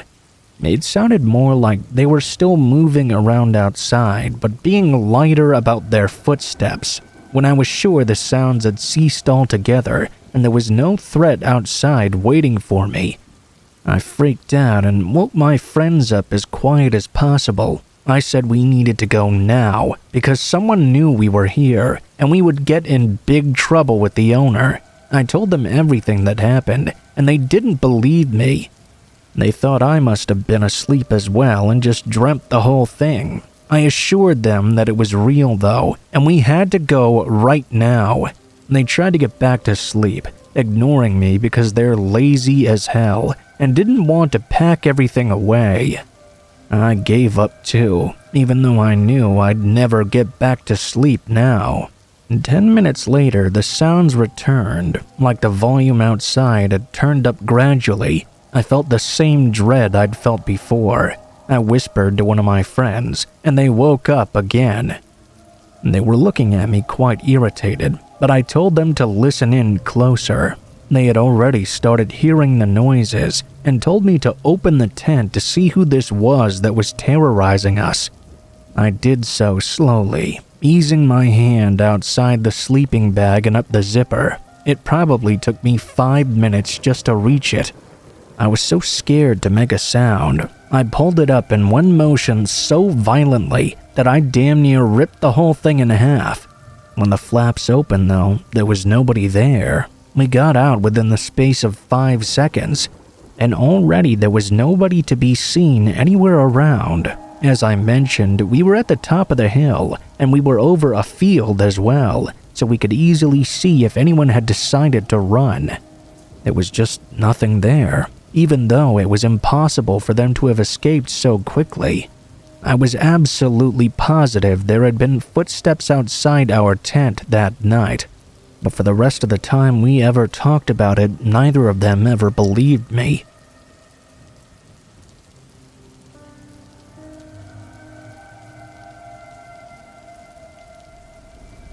Three years ago, my girlfriend and I decided to hike up near her parents' place in Oregon. When we went to visit them for a week, we decided to bring some camping gear and stay the night as well. I had only been camping once before, and it was in the Boy Scouts, so it had been a long time since then. My girlfriend basically grew up camping though, and knows her way around the area very well. Myself, her, and her parents' dog Bear, a Newfoundland lab mix, headed up the trail together. We saw a few people out there, but they were mostly just day hikers. People loved Bear, of course, and stopped to pet him, so a little after 6 we made our camp. We set up our tent and pulled out our grub. We had decided to buy these big sub sandwiches and some stuff for s'mores, chips, and a few tall boys of beer as well. I fired up a joint and she pulled out her guitar. After we finished eating and relaxing, we started winding down and getting ready to head to bed. She was in the tent getting dressed for bed, while I was finishing the joint and making sure the fire was out. Suddenly, Bear began to growl, this low, menacing growl I'd never heard him make before. I pet him and looked around, figuring maybe there was an animal or something out there. We got to sleep at around 1 o'clock. I woke up, only to notice my girlfriend shaking me, looking completely terrified. I could hear Bear growling beside us. She held her finger to her lips, talking low. She told me she'd woken up to hearing voices. I listened in and heard what sounded like 2 men talking just outside. Then we heard something absolutely terrifying. One of them said to his friend, "I'll take the girl. You get rid of the guy." I knew we were screwed. We had no weapons of any sort. My girlfriend unzipped the tent, and Bear rocketed out like I'd never seen him move. He was so fast, I can't imagine anyone could have reacted in time. I heard one of the guys suddenly call out, "Oh shit!" I heard Bear snarling and growling, and then I heard them running.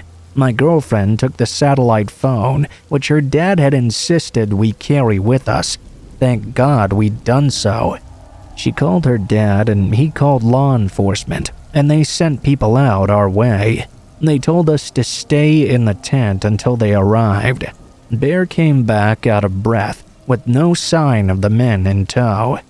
We waited for the Rangers to arrive. When they showed up, they found no sign of the guys, save for some truck tire tracks and some cigarette butts around our camp. They gave us a ride back down to our car later that day, and Bear got a big steak and plenty of love.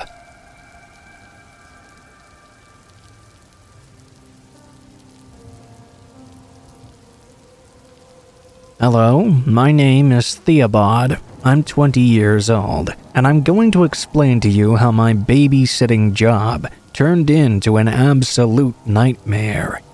The story took place last summer in a small Breton town when I was 19 years old. It all started in the summer of 2021. As a student, I had to look for a seasonal job to finance my studies. I'd done several jobs, such as a waiter, a cleaner. All those jobs quickly bored me though. Then I found a compromise between not working at all and doing a ton of work, babysitting. I signed up with a babysitting agency and worked there for almost 2 months. I'd look after children for an evening, at weddings, even for a week or 2 if needed. At the end of July 2021, my agency offered me a job not very far from my own home to look after a child for 2 weeks at the end of August.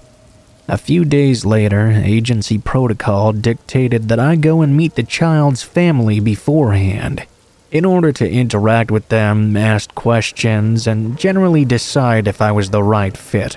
I always found it more reassuring to me as well. When I arrived at the family's house, I met the little 2-year-old boy and his dog Scooby.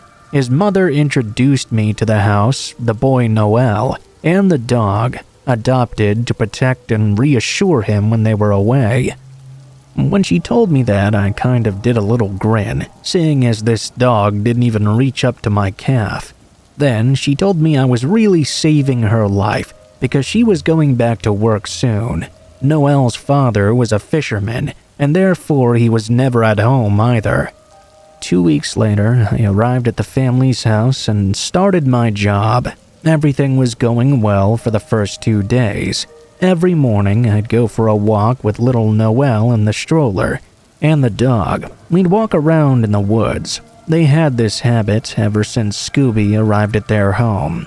As a small detail, we went out the back door of the garage all the time, and we always left it open for simplicity.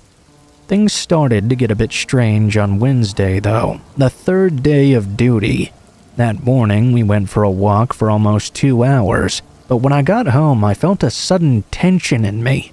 Maybe it was just my imagination because I didn't know the house very well, but something seemed off here. For example, I thought my charger might have been unplugged and placed on the table, but I couldn't remember if I had done that myself or not. The doors to the downstairs bathroom were ajar as well, even though I could have sworn I had closed them. I didn't say anything to the mother when she returned from work because I didn't know if something had actually happened. The next day, when returning from our daily walk though, the gate on the stairs was open, even though I knew it was always closed. The remote control had changed places as well. The strangest thing I remember though was a hint of perfume that wasn't usually there. I started to worry that someone was hiding in the house, but after searching everything, there didn't seem to be anyone there. That same evening, I asked the mother if she had anyone come by during the day to clean, for example, or do something like that, because I had the impression that things were moving around and that someone else had been inside the home. The mother's face changed, and she no longer had a big, reassuring smile. She started to get worried and quite stressed. She simply replied, "No, no one. Take photos of the house before the next walk, and if it happens again, call me directly." I found this a bit of a strange response, not at all reassuring either. On Friday, nothing strange happened. I did take the photos and compared them, and everything was the same as I had left it beforehand.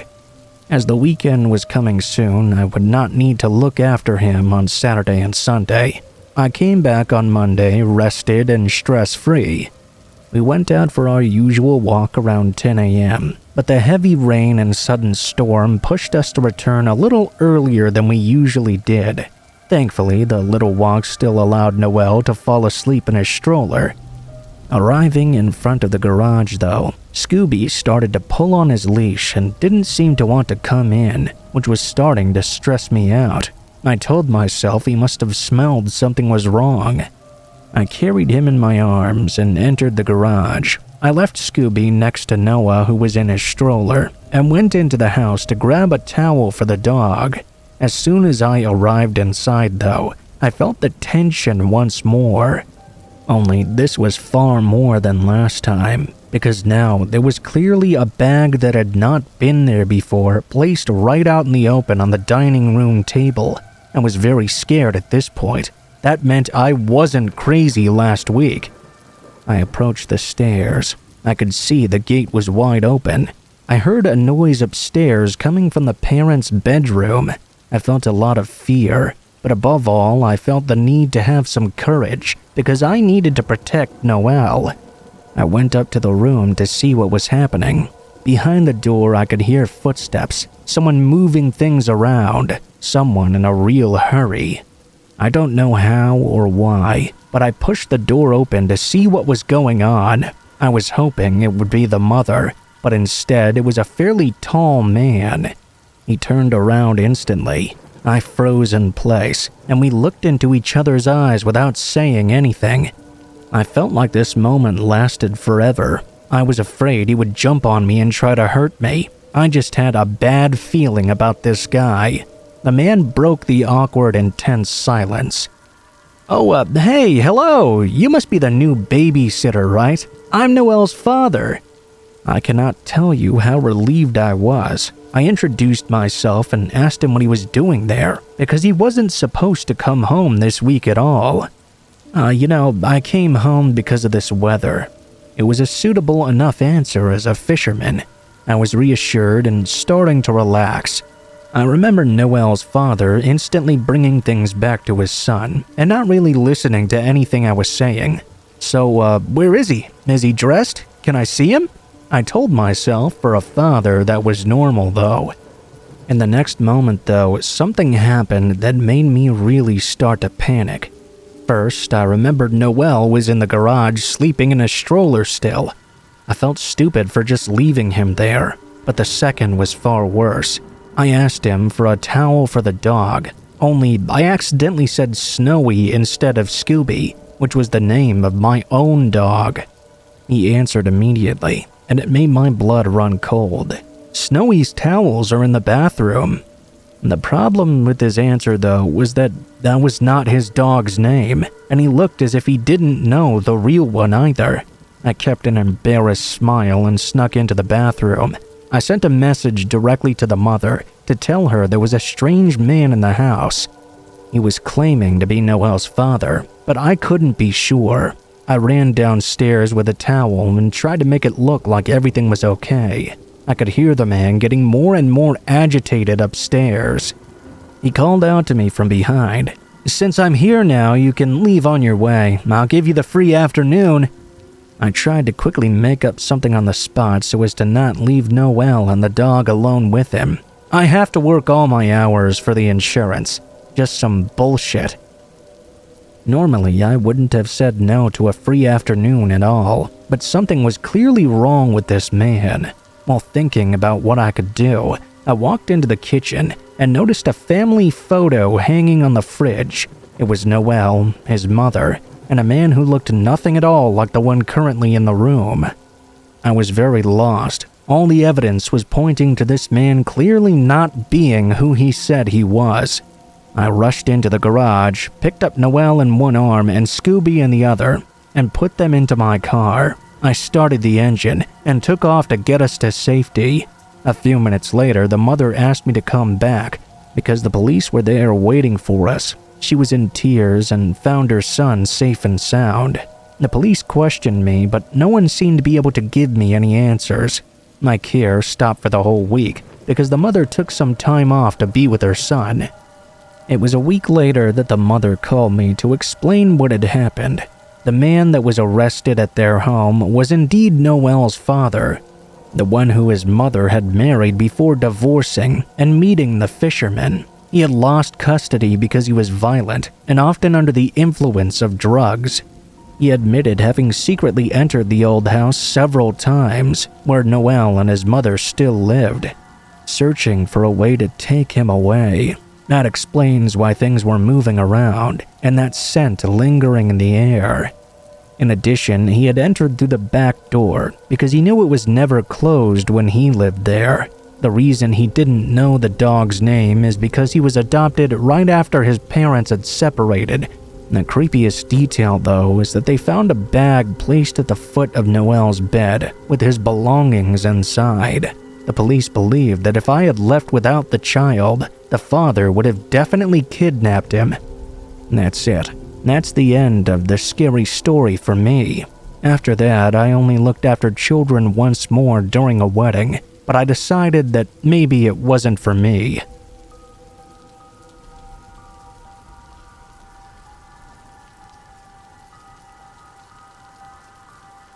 When I was in elementary school in the 80s, I remember some teachers pulling me aside one day, saying they needed to talk to me about something.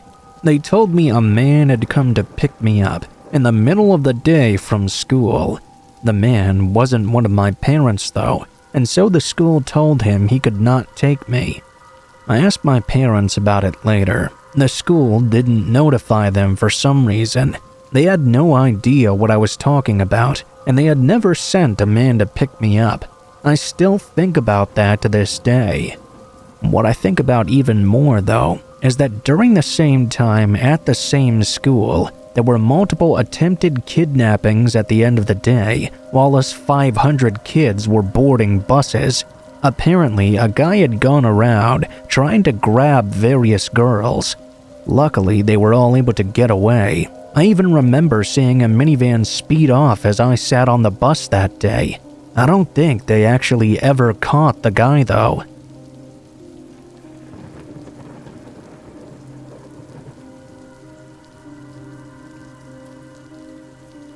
Hi there, my name is Lorraine, and I'm going to tell you a story that happened to me 2 years ago now. At the time, I was 18 years old. It was a Wednesday in December. I was coming back from some morning classes. That day, I didn't have my afternoon class because the teacher was absent. My father asked me to walk their dog because I had some free time.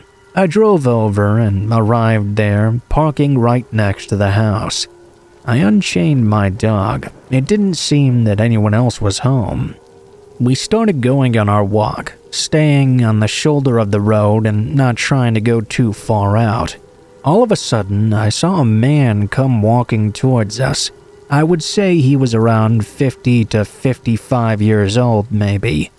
Usually, I wouldn't panic when just seeing some random person walking, even if I was alone at the park or at night or something. But for some reason, this guy instantly scared me. I called my dog to come closer. I tied his leash around my hand and set off a little faster. I also stuck closer to the houses in my neighborhood. I could tell the man was following me though, so I quickened my pace even more. I heard someone whistle, and my head snapped to the sound. The man was waving his hand at me, telling me to come over and talk to him. When he saw I wasn't going to listen though, he instantly started running and pulled something out of his pocket. At first, I had difficulty distinguishing what this was, but then I saw that it appeared to be some sort of rope. I started running too. I took out my phone and sent a message to my best friend, who happened to live in a house just down the street. I told him, "I need you to open the door. I'm walking my dog and there's some guy running behind me with a rope in his hand. Hurry up, please." She replied a few seconds later and opened her gate and door for me.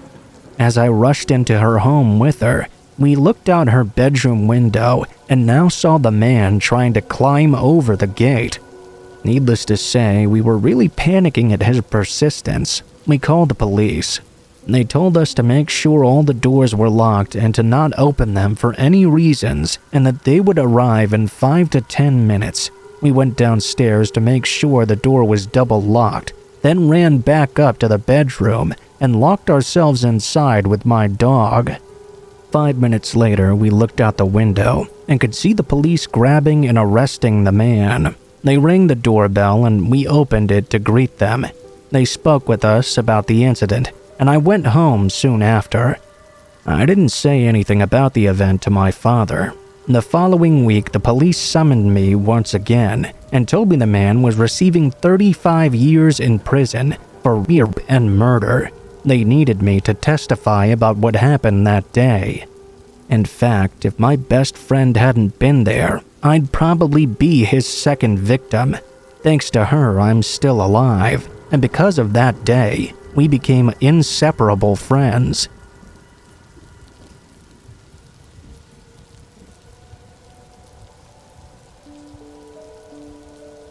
This story took place 4 years ago when I was living in my first apartment all alone. At that time, I was just 18 years old and had just started my studies at the University of Province. My apartment was very nearby. For the record, if I lit a cigarette at the bottom of my building, I wouldn't even have time to finish it before arriving at the front step of the university. My building was in the 2000s a hotel, and so each apartment was in reality an old room of this hotel. The restaurant or reception room and etc. had been turned into larger apartments, which were on the ground floor. The rooms were little ones like mine, which happened to be located on the top floor. My apartment was not really that great, as you can imagine. Very small, very poorly arranged, a fairly large entrance as well. It's understandable in a hotel room, but completely useless in an actual apartment. There was no light in my kitchen, and to top off everything, the toilet was separate from the shower. The shower was in the kitchen for some reason. Who knows why? I was broke though and didn't know anyone in this town, so this was good enough for me. I did have a few neighbors, but I didn't really see them often. The building was already quite large, but because not all the apartments were rented, people were spaced out very sporadically. In addition, there was a period when I went out quite a lot, had a lot of parties and such. The layout of my apartment didn't really allow me to invite people over, so after 7 p.m. I was generally no longer there. There wasn't a lot of time to interact with others in the building. One day though, when I was coming home from college, I saw a man entering the building. I immediately noticed that he was completely drunk and potentially a little stoned as well. I had never seen the man before. I took the stairs and noticed that he was following me up. I was a bit nervous at first, but when we arrived on the same floor, I noticed that he went to a different door. Actually, his apartment just happened to be one very close to mine. I lived in the 36th room, and he was in the 38th.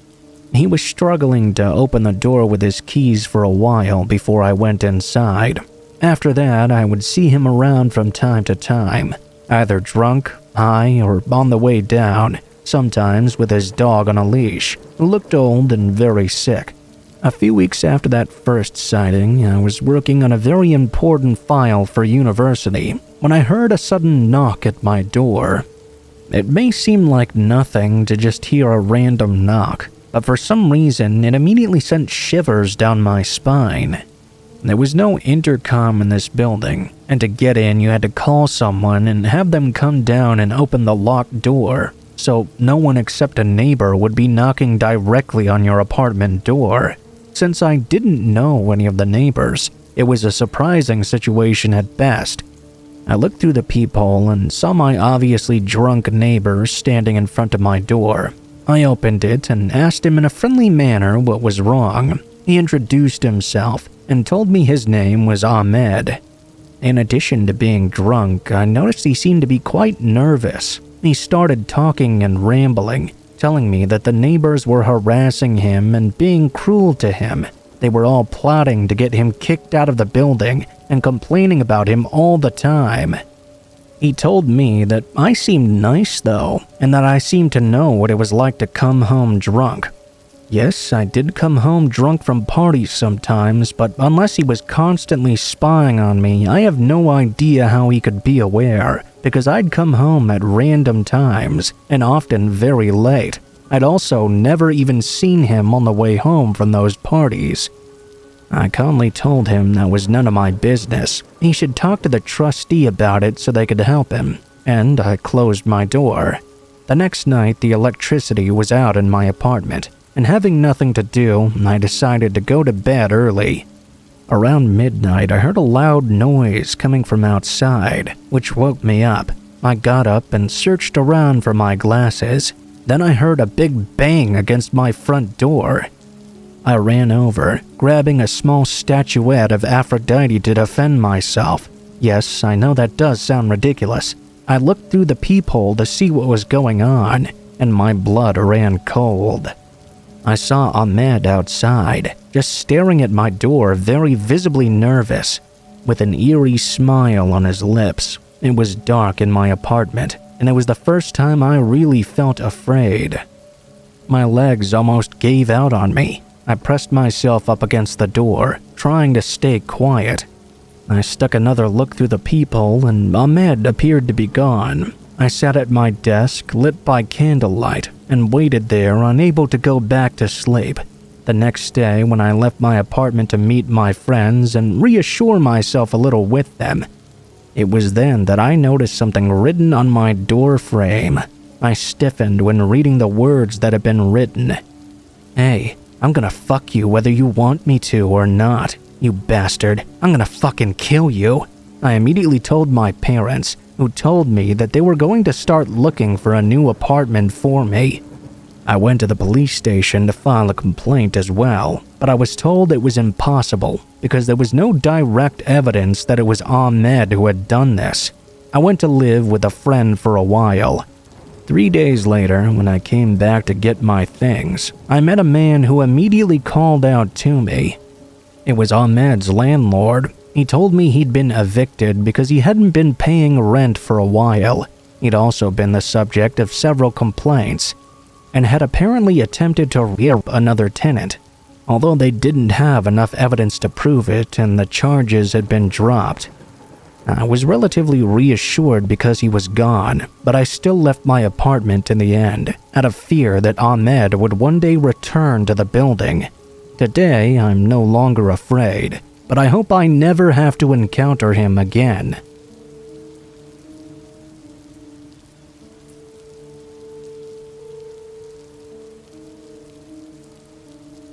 This story will be anonymous, as well as the names and locations being changed around, since I know the person this involves was still monitoring me all the way up until a few weeks ago. I've moved and changed jobs, but I continue to be very afraid of them. Until very recently, I worked in the team of an extremely influential gaming streamer, whose name I will not mention for obvious reasons. For the sake of understanding the story though, let's just call her Josie. I was in charge of relations. I arranged meetings with the press, communicated with brands, and managed the moderators as well. Josie's followers used to see me on the Discord quite a lot, and overall everyone got along very well. At the time, I was living in Bordeaux, and I know it's not very professional, but I happened to meet a few subscribers outside of work to go for a drink every now and then or that kind of thing. Even today, after I quit my job, some of them are still friends with me. There's even a girl I met on the streams who will soon be one of my maids of honor at my wedding. Josie didn't care as long as it didn't impact my work, and there wasn't any favoritism or conflicts of interest. The evening this happened, there was a waiter's daughter who wanted to celebrate the end of her exams, who invited a bunch of us to go to a club in the city with her. Many people from the Discord in the area went. There was a boy with her I didn't know, who had come with his girlfriend. He must have been a little older than me, and he looked like a metalhead or something. Apparently, he was also a follower of Josie's, but I hadn't ever spoken to him before. His name was Fabian. The evening went well, and we all went home safe and sound. We had a lot of fun, and I didn't really give it too much more thought than that. A few days later, though, the girl who'd initially invited us sent me a DM on Twitter, joking about the fact that Fabian refused to stop talking about me. It happens sometimes. Subscribers like anything to do with their favorite entertainers, and there were some who were very fanboyish about me, because I was in contact with them every day, and they perceived me as the person closest possible to their idol. It's a little unnerving sometimes how enthusiastic they get, but after a while you don't notice it that much anymore. Fabian also had his girlfriend with him, so I didn't think I needed to worry all that much. That evening, as I got out of the shower though, I saw I had several notifications waiting, all from Fabian. As I read them, I could see he was obviously not well in the head. It was a bunch of rambling, huge declarations of his love for me. He even told me that he'd separated with his girlfriend over me. I tried to get him to calm down. He kept sending these messages all the way until 6 a.m. Finally, he begged that I accept a drink with him in the same bar where that person had initially invited us to. I told him that was not going to be possible. His next message made my blood run cold. "Sure it will. I'll pick you up at your address." I learned long later that he'd managed to somehow find my address thanks to a photo Josie had posted on Twitter where we were standing on my balcony. You could see the sign of a store or something, and he had searched all along the internet, calculating the exact angle from which the photo was taken with Google Street View. I spent the evening waiting behind my door in fear, before finally receiving a message that he'd gotten back together with his girlfriend, just a short while after their separation. Later, his girlfriend would message me and ask me for an explanation. I gave her complete frankness, which they outright denied, of course, calling me crazy and psychotic. Given his personality, though, everyone I told usually believed me. Apparently, he was known for doing stuff like this. I knew he kept on trying to learn stuff about me from the other members and kept on trying to find more details about my life to use against me. Eventually, though, he just seemed to lose interest. I met my fiancée soon after. He liked Josie's work and joined her Discord as well. He was very active, and that's what led to us interacting more. He even started to make these public dedications to me on the server about how much he loved me. That did not seem to please Fabian at all. Fabian then started attacking him, searching all his personal details and information to use against him. One evening, the Discord was even raided by bots who all posted the same thing, a pornographic deepfake of me made with the photo from Josie's Twitter, as well as other pictures of me he'd somehow found. She had long since deleted that photo, mind you, but somehow he still found the information. Obviously, he was banned soon after. He found a way to make no less than 135 fake accounts using a VPN, all of whom's nicknames were all threats towards me. One of them was even my real first name, followed with "I'm going to rape you." Even above all that, though, there was an event going on that I was going to be attending. He showed up there, seemingly looking for me. I could tell he also had a knife on him, too. The security tried to apprehend him, but somehow he managed to escape. Luckily, I haven't heard much from him since then, but I'm still nervous that he's not quite done with me yet.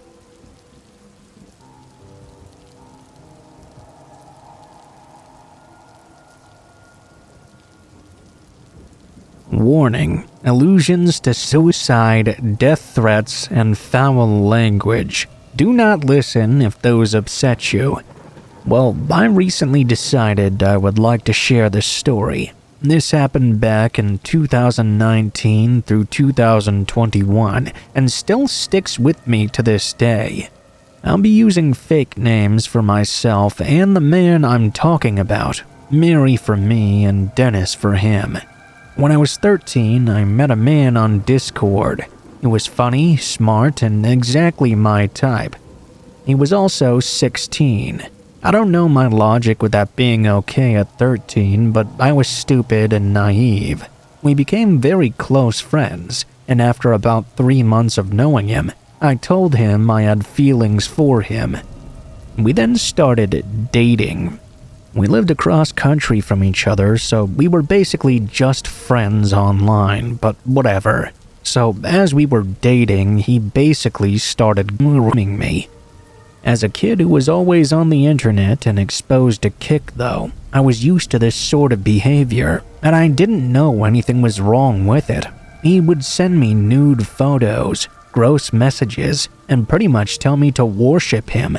I wasn't allowed to talk to anyone online without him there. He liked to control my actions. He told me that he would end his own life if I ever left, and he would always joke about how he was on drugs because he was so sad.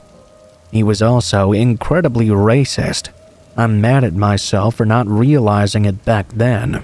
He ended up cheating on me with his ex and tossed me right out in the trash. Wouldn't talk to me anymore, and said we shouldn't talk ever again because we weren't together. Here's where it gets real bad, though. Note, this happened several years ago, so I have a somewhat spotty memory of this time. New accounts started to pop up in the server we used to meet on, a server of a mutual friend. They all started saying horrible things about me. Mary is a fat whale. Mary is insert slur. More things of that sort. The accounts all had names like Jerry Touches Kids or Big Fat Whale. I had gotten in trouble with the server owners because somehow it was my fault people were saying these things about me, as if I had told them to spam bad stuff about me or something. The accounts all started personally messaging me as well, telling me to kill myself, how I was a whale, a whore, and even more. I ended up blocking every account and moved on with my life. Great, at least it was over with now. Or so I thought it was. Fast forward to a year later, summer of 2019, and everything started up again. The messages, telling people lies and rumors about me, direct threats to me. I was sent unsolicited porn, death threats, slurs, and told I should kill myself and film it because no one cared.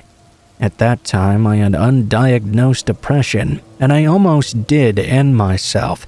I went to therapy and tried to get over it though. In 2020, right when the quarantine happened, I got myself a boyfriend. He was super nice and reassuring, and eventually I started to come back out of my shell. He and I would play games on Discord together, and I joined more servers. Around 2 months later, I got another message. Someone named Lily had messaged me. It was a normal profile, and we were in a server together, so I didn't really think anything of it. She messaged me asking how I was. I had never talked to her before, so I was very confused. She said we had just had a long conversation about mental health the day before, and she wanted to make sure I was alright. I asked who this was and what she was even talking about. "Oh, you don't remember? You told me this. You said you take medicine for schizophrenia and must have missed a dose. Are you off your meds or something?" I was extremely confused and scared. I had never talked to this person, and I certainly didn't have schizophrenia. After about 10 minutes of this charade, I quickly realized it was Dennis. I blocked the account and didn't accept any new friend requests after. The next day, to my horror, I received thousands of messages with the same comments previously mentioned. Threats, porn, etc. I was terrified. I asked my boyfriend to help me. He told me to make a new account if I was really insistent on using this service, but to not friend any mutual friends we had in common, so he wouldn't be able to find me. I did, which cost me an affiliated Twitch account I had spent years building. I changed all my accounts, deleted most information, and made new ones with barely anything on them. Somehow, the messages found me again. I have no idea how. These new accounts were not tied to me at all. I got fed up and asked a mutual friend I thought I could trust some personal information about Dennis to go to the police and get a possible restraining order or something. I didn't totally know how police handled these online sorts of issues. Months went by and things seemed to be calming down. That is, until the fall of 2021. Dennis messaged me out of nowhere, calling me a stupid bitch, and told me he would always find me. I was so fat and dumb and no one would ever love me. I isolated myself and deleted more accounts. I was never able to go to the police because I had no real information. He had a fake name and a fake address given to me. It's been 2 years and every day I worry he lives near me or something. That maybe he knows where I live or where I go to school. I recently found out he has a website and YouTube videos as well. He makes YouTube videos referencing me in 2022. His copyright claim is something like Mary the Fat Whale Incorporated. I can't find it anymore. It was hell, and I'm still worried every day he'll somehow find me. I hope we don't meet again, and I wish him the absolute worst.